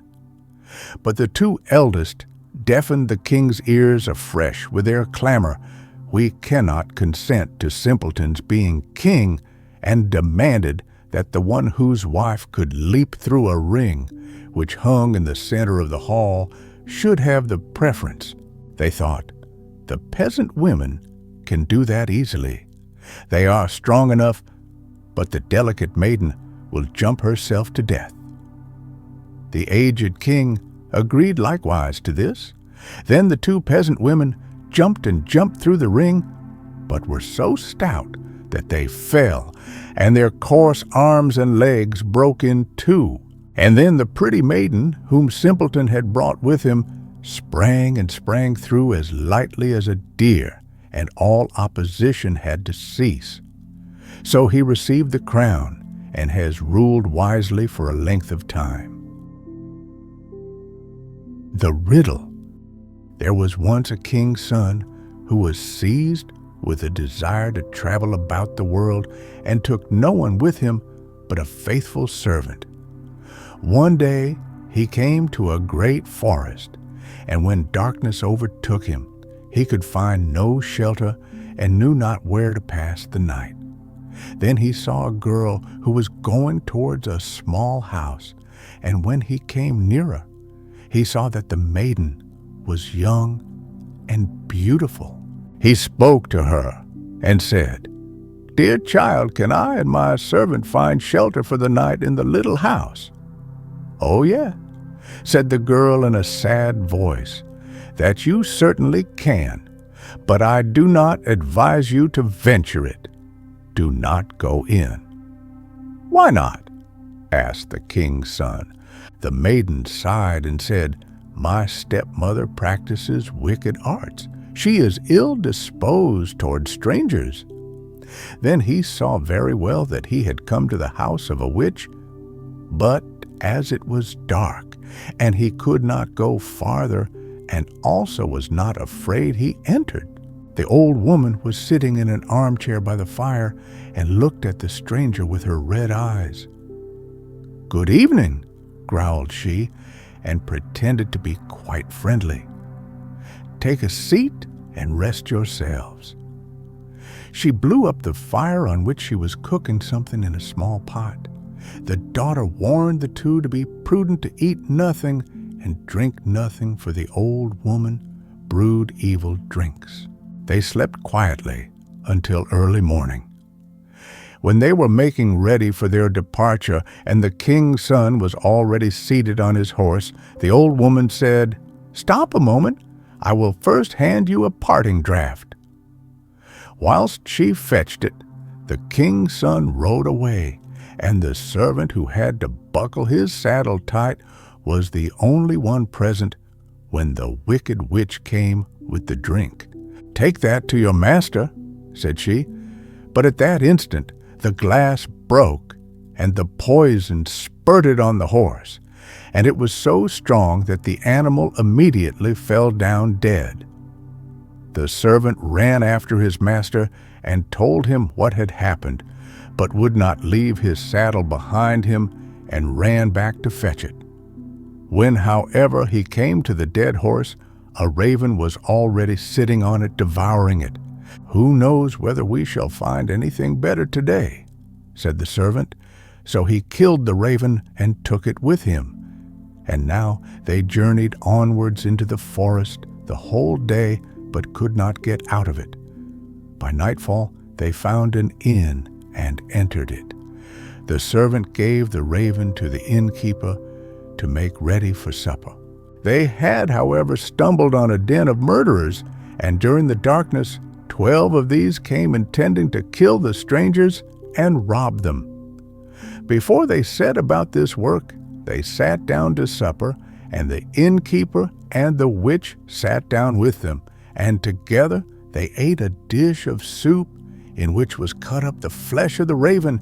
Hardly, however, had they swallowed a couple of mouthfuls before they all fell down dead, for the raven had communicated to them the poison from the horseflesh. There was no one else left in the house, but the innkeeper's daughter, who was honest and had taken no part in their godless deeds. She opened all doors to the stranger and showed him the heaped-up treasures. But the king's son said she might keep everything, he would have none of it, and rode onwards with his servant. After they had traveled about for a long time, they came to a town in which was a beautiful but proud princess, who had caused it to be proclaimed that whosoever should set her a riddle which she could not guess, that man should be her husband. But if she guessed it, his head must be cut off. She had 3 days to guess it in, but was so clever that she always found the answer to the riddle given her before the appointed time. 9 suitors had already perished in this manner when the king's son arrived, and blinded by her great beauty, was willing to stake his life for it.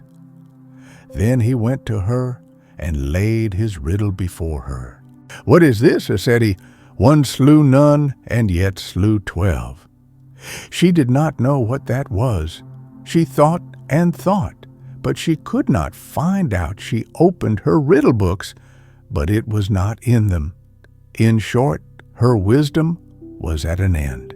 As she did not know how to help herself, she ordered her maid to creep into the Lord's sleeping chamber and listen to his dreams, and thought that he would perhaps speak in his sleep and discover the riddle. But the clever servant had placed himself in the bed instead of his master, and when the maid came there, he tore off from her the mantle in which she had wrapped herself, and chased her out with rods. The second night, the king's daughter sent her maid-in-waiting, who was to see if she could succeed better in listening. But the servant took her mantle also away from her, and hunted her out with rods. Now the master believed himself safe for the 3rd night, and lay down in his own bed. Then came the princess herself, and she had put on a misty gray mantle, and she seated herself near him. And when she thought that he was asleep and dreaming, she spoke to him, and hoped that he would answer in his sleep as many do. But he was awake, and understood and heard everything quite well. Then she asked, "One slew none, what is that?" He replied, "A raven which ate of a dead and poisoned horse, and died of it." She inquired further, "And yet slew 12, what is that?" He answered, "That means 12 murderers who ate the raven and died of it." When she knew the answer to the riddle, she wanted to steal away, but he held her mantle so fast that she was forced to leave it behind her. Next morning, the king's daughter announced that she had guessed the riddle, and sent for the 12 judges, and expounded it before them. But the youth begged for a hearing, and said, "She stole into my room in the night, and questioned me, otherwise she could not have discovered it." The judges said, "Bring us a proof of this."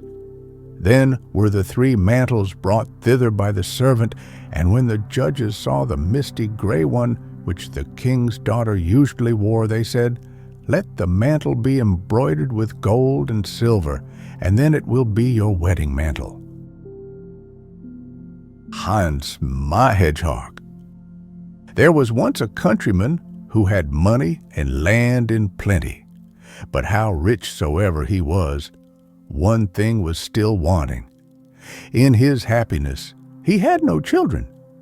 Often, when he went into the town with the other peasants, they mocked him and asked why he had no children. At last he became angry, and when he got home, he said, "I will have a child even if it be a hedgehog." Then his wife had a child that was a hedgehog in the upper part of his body, and a boy in the lower. And when she saw the child, she was terrified, and said, "See there, thou hast brought ill luck on us." Then said the man, "What can be done now? The boy must be christened, but we shall not be able to get a godfather for him." The woman said, "And we cannot call him anything else but Hans My Hedgehog." When he was christened, the parson said he cannot go into any ordinary bed because of his spikes. So a little straw was put behind the stove, and Hans My Hedgehog was laid on it. His mother could not suckle him, for he would have pricked her with his quills. So he lay there behind the stove for 8 years, and his father was tired of him and thought if he would but die. He did not die, however, but remained lying there. Now it happened that there was a fair in the town, and the peasant was about to go to it and asked his wife what he should bring back with him for her. "A little meat and a couple of white rolls, which are wanted for the house," said she. Then he asked the servant, and she wanted a pair of slippers and some stockings with clocks. At last he said also, "And what wilt thou have, Hans My Hedgehog?" "Dear father," he said, "do bring me bagpipes." When therefore the father came home again, he gave his wife what he had bought for her, meat and white rolls, and then he gave the maid the slippers and the stockings with clocks. And lastly, he went behind the stove and gave Hans My Hedgehog the bagpipes. And when Hans My Hedgehog had the bagpipes, he said, "Dear father, do go to the forge and get the cockshod, and then I will ride away and never come back again." On this, the father was delighted to think that he was going to get rid of him and had the cock shod for him. And when it was done, Hans My Hedgehog got on it and rode away, but took swine and asses with him, which he intended to keep in the forest. When they got there, he made the cock fly onto a high tree with him, and there he sat for many a long year and watched his asses and swine until the herd was quite large, and his father knew nothing about him. While he was sitting in the tree, however, he played his bagpipes and made music, which was very beautiful. Once a king came traveling by who had lost his way and heard the music. He was astonished at it, and sent his servant forth to look all round and see from whence this music came. He spied about, but saw nothing but a little animal sitting up aloft on the tree, which looked like a cock with a hedgehog on it, which made this music. Then the king told the servant he was to ask why he sat there, and if he knew the road which led to his kingdom.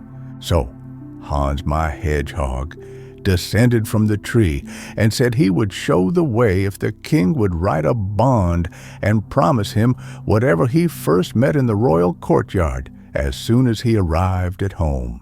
Then the king thought, "I can easily do that.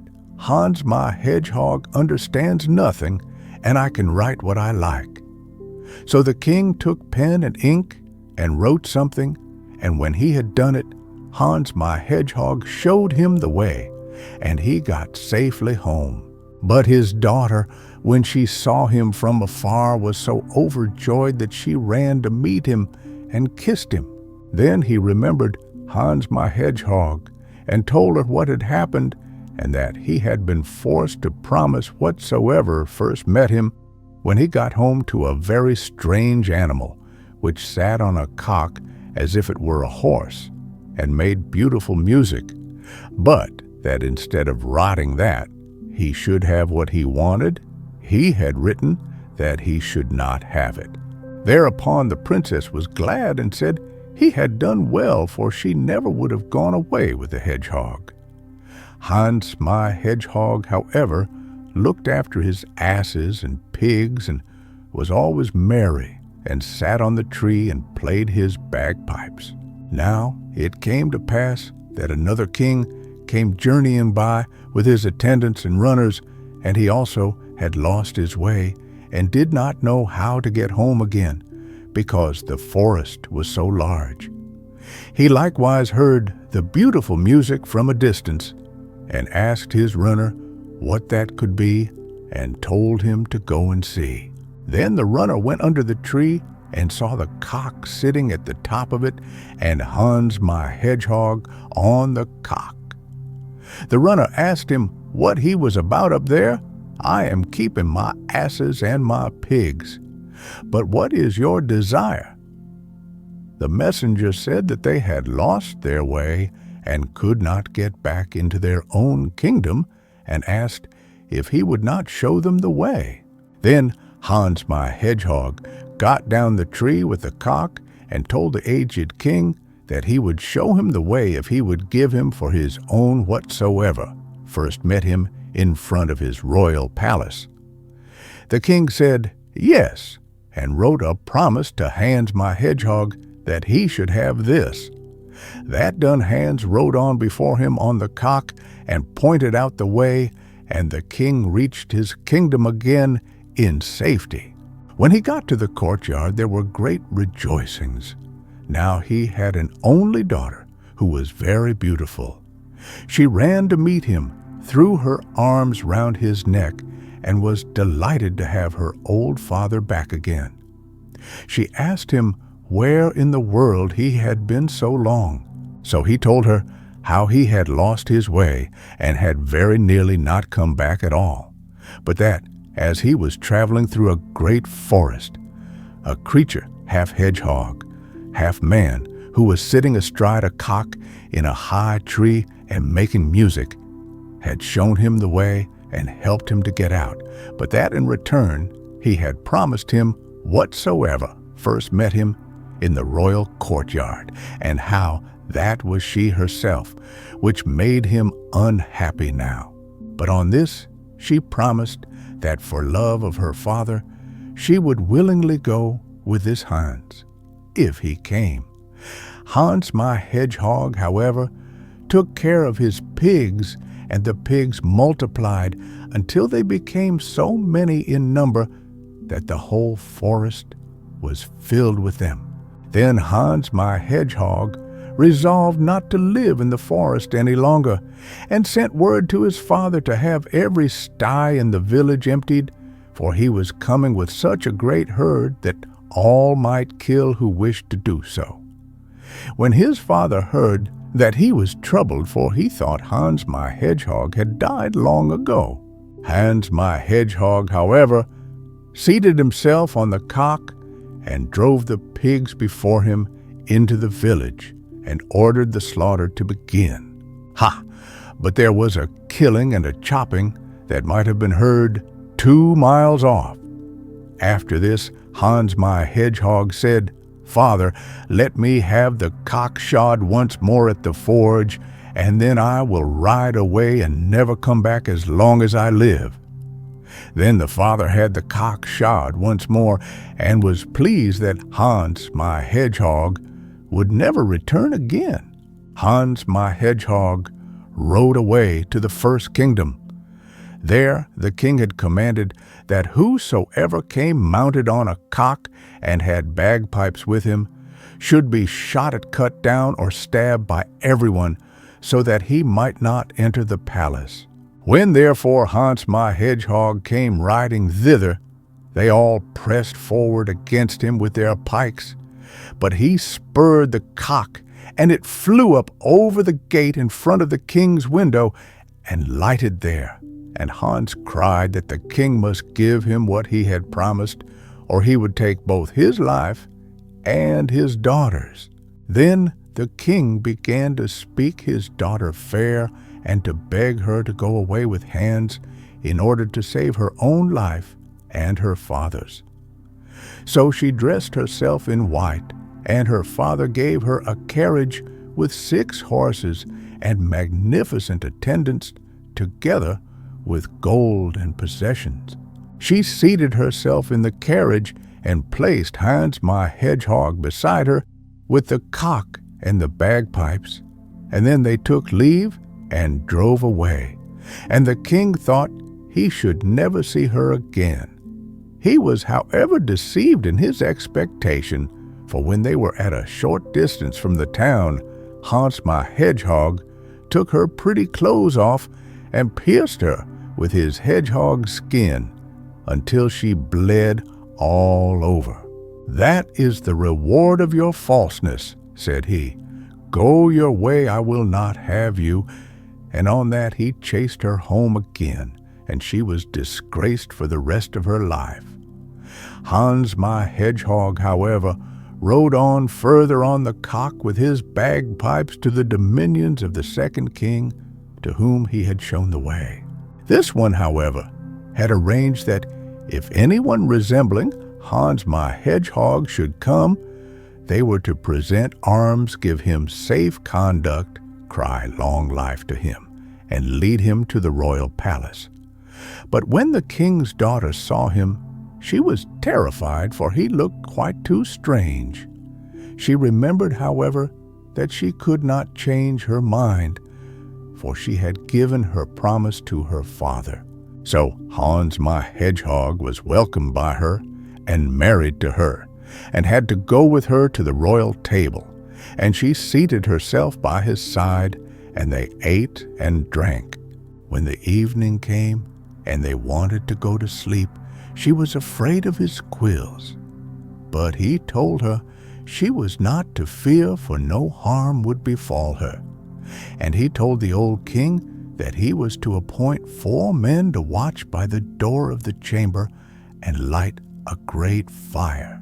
And when he entered the room and was about to get into bed, he would creep out of his hedgehog skin and leave it lying there by the bedside, and that the men were to run nimbly to it, throw it in the fire, and stay by it until it was consumed. When the clock struck 11, he went into the chamber, stripped off the hedgehog skin, and left it lying by the bed. Then came the men, and fetched it swiftly, and threw it in the fire. And when the fire had consumed it, he was delivered, and lay there in bed in human form, but he was coal black as if he had been burnt. The king sent for his physician, who washed him with precious salves and anointed him, and he became white and was a handsome young man. When the king's daughter saw that she was glad, and the next morning they arose joyfully, ate and drank, and then the marriage was properly solemnized, and Hans My Hedgehog received the kingdom from the aged king. When several years had passed, he went with his wife to his father and said that he was his son. The father, however, declared he had no son, he had never had but one, and he had been born like a hedgehog with spikes, and had gone forth into the world. Then Hans made himself known, and the old father rejoiced, and went with him to his kingdom. The Willow-Wren. In former days, every sound still had its meaning and application. When the smith's hammer resounded, it cried, "Strike away, strike away." When the carpenter's plane grated, it said, "Here goes, here goes." If the mill wheel began to clack, it said, "Help, Lord God, help, Lord God." And if the miller was a cheat and happened to leave the mill, it spoke High German, and first asked slowly, "Who is there? Who is there?" And then answered quickly, "The miller, the miller." And at last, quite in a hurry, he steals bravely 3 pecks in a bushel. At this time, the birds also had their own language which everyone understood. Now it only sounds like chirping, screeching, and whistling, and to some like music without words. It came into the birds' mind, however, that they would no longer be without a ruler and would choose one of themselves to be their king.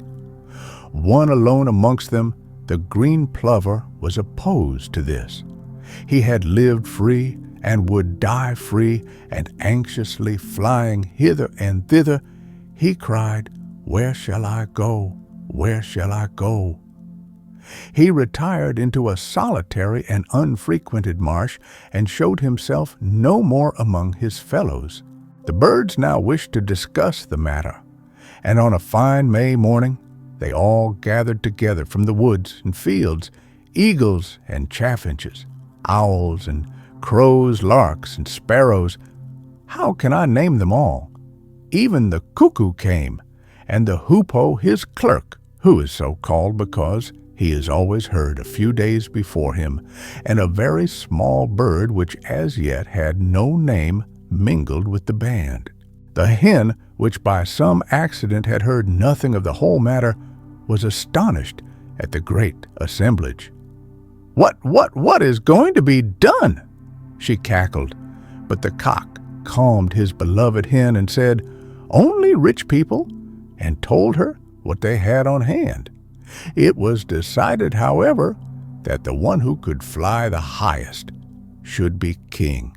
A tree frog, which was sitting among the bushes when he heard that, cried a warning, "No, no, no, no," because he thought that many tears would be shed because of this.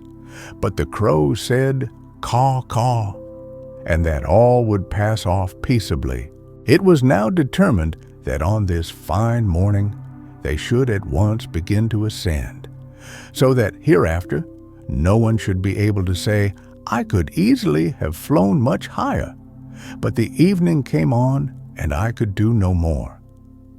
On a given signal, therefore, the whole troop rose up in the air. The dust ascended from the land, and there was tremendous fluttering and whirring and beating of wings, and it looked as if a black cloud was rising up. The little birds were, however, soon left behind. They could go no farther and fell back to the ground. The larger birds held out longer, but none could equal the eagle, who mounted so high that he could have picked the eyes out of the sun.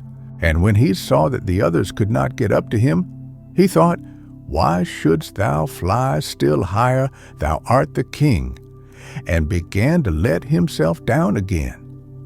The birds beneath him at once cried to him, "Thou must be our king. No one has flown so high as thou."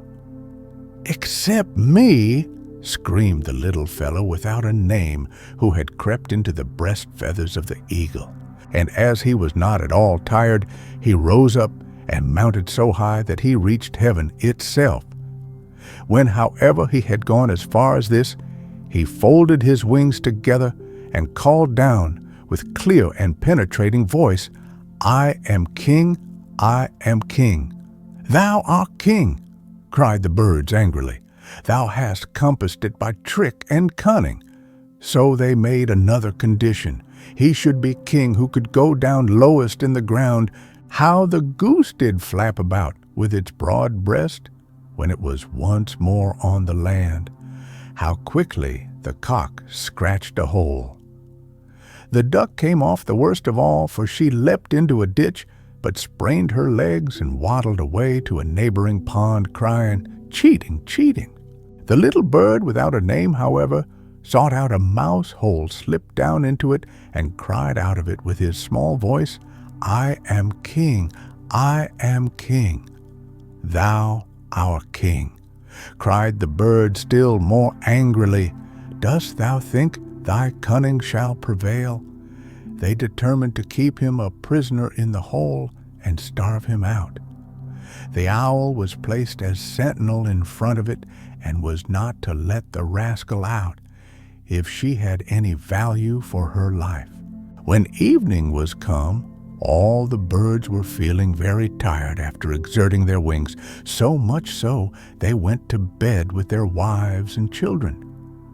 The owl alone remained standing by the mouse hole, gazing steadfastly into it with her great eyes. In the meantime, she too had grown tired and thought to herself, "You might certainly shut one eye, you will still watch with the other, and the little miscreant shall not come out of his hole." So she shut one eye, and with the other looked straight at the mouse hole. The little fellow put his head out and peeped and wanted to slip away, but the owl came forward immediately, and he drew his head back again. Then the owl opened the one eye again and shut the other, intending to shut them in turn all through the night. But when she next shut the one eye, she forgot to open the other, and as soon as both her eyes were shut, she fell asleep. The little fellow soon observed that and slipped away. From that day forth, the owl has never dared to show herself by daylight, for if she does, the other birds chase her and pluck her feathers out. She only flies out by night, but hates and pursues mice because they make such ugly holes. The little bird, too, is very unwilling to let himself be seen because he is afraid it will cost him his life if he is caught. He steals about in the hedges, and when he is quite safe, he sometimes cries, "I am king," and for this reason the other birds call him in mockery, King of the Hedges, Zaunkönig. No one, however, was so happy as the lark at not having to obey the little king. As soon as the sun appears, she ascends high in the air and cries, "Ah, how beautiful that is! Beautiful, that is beautiful, beautiful. Ah, how beautiful that is!"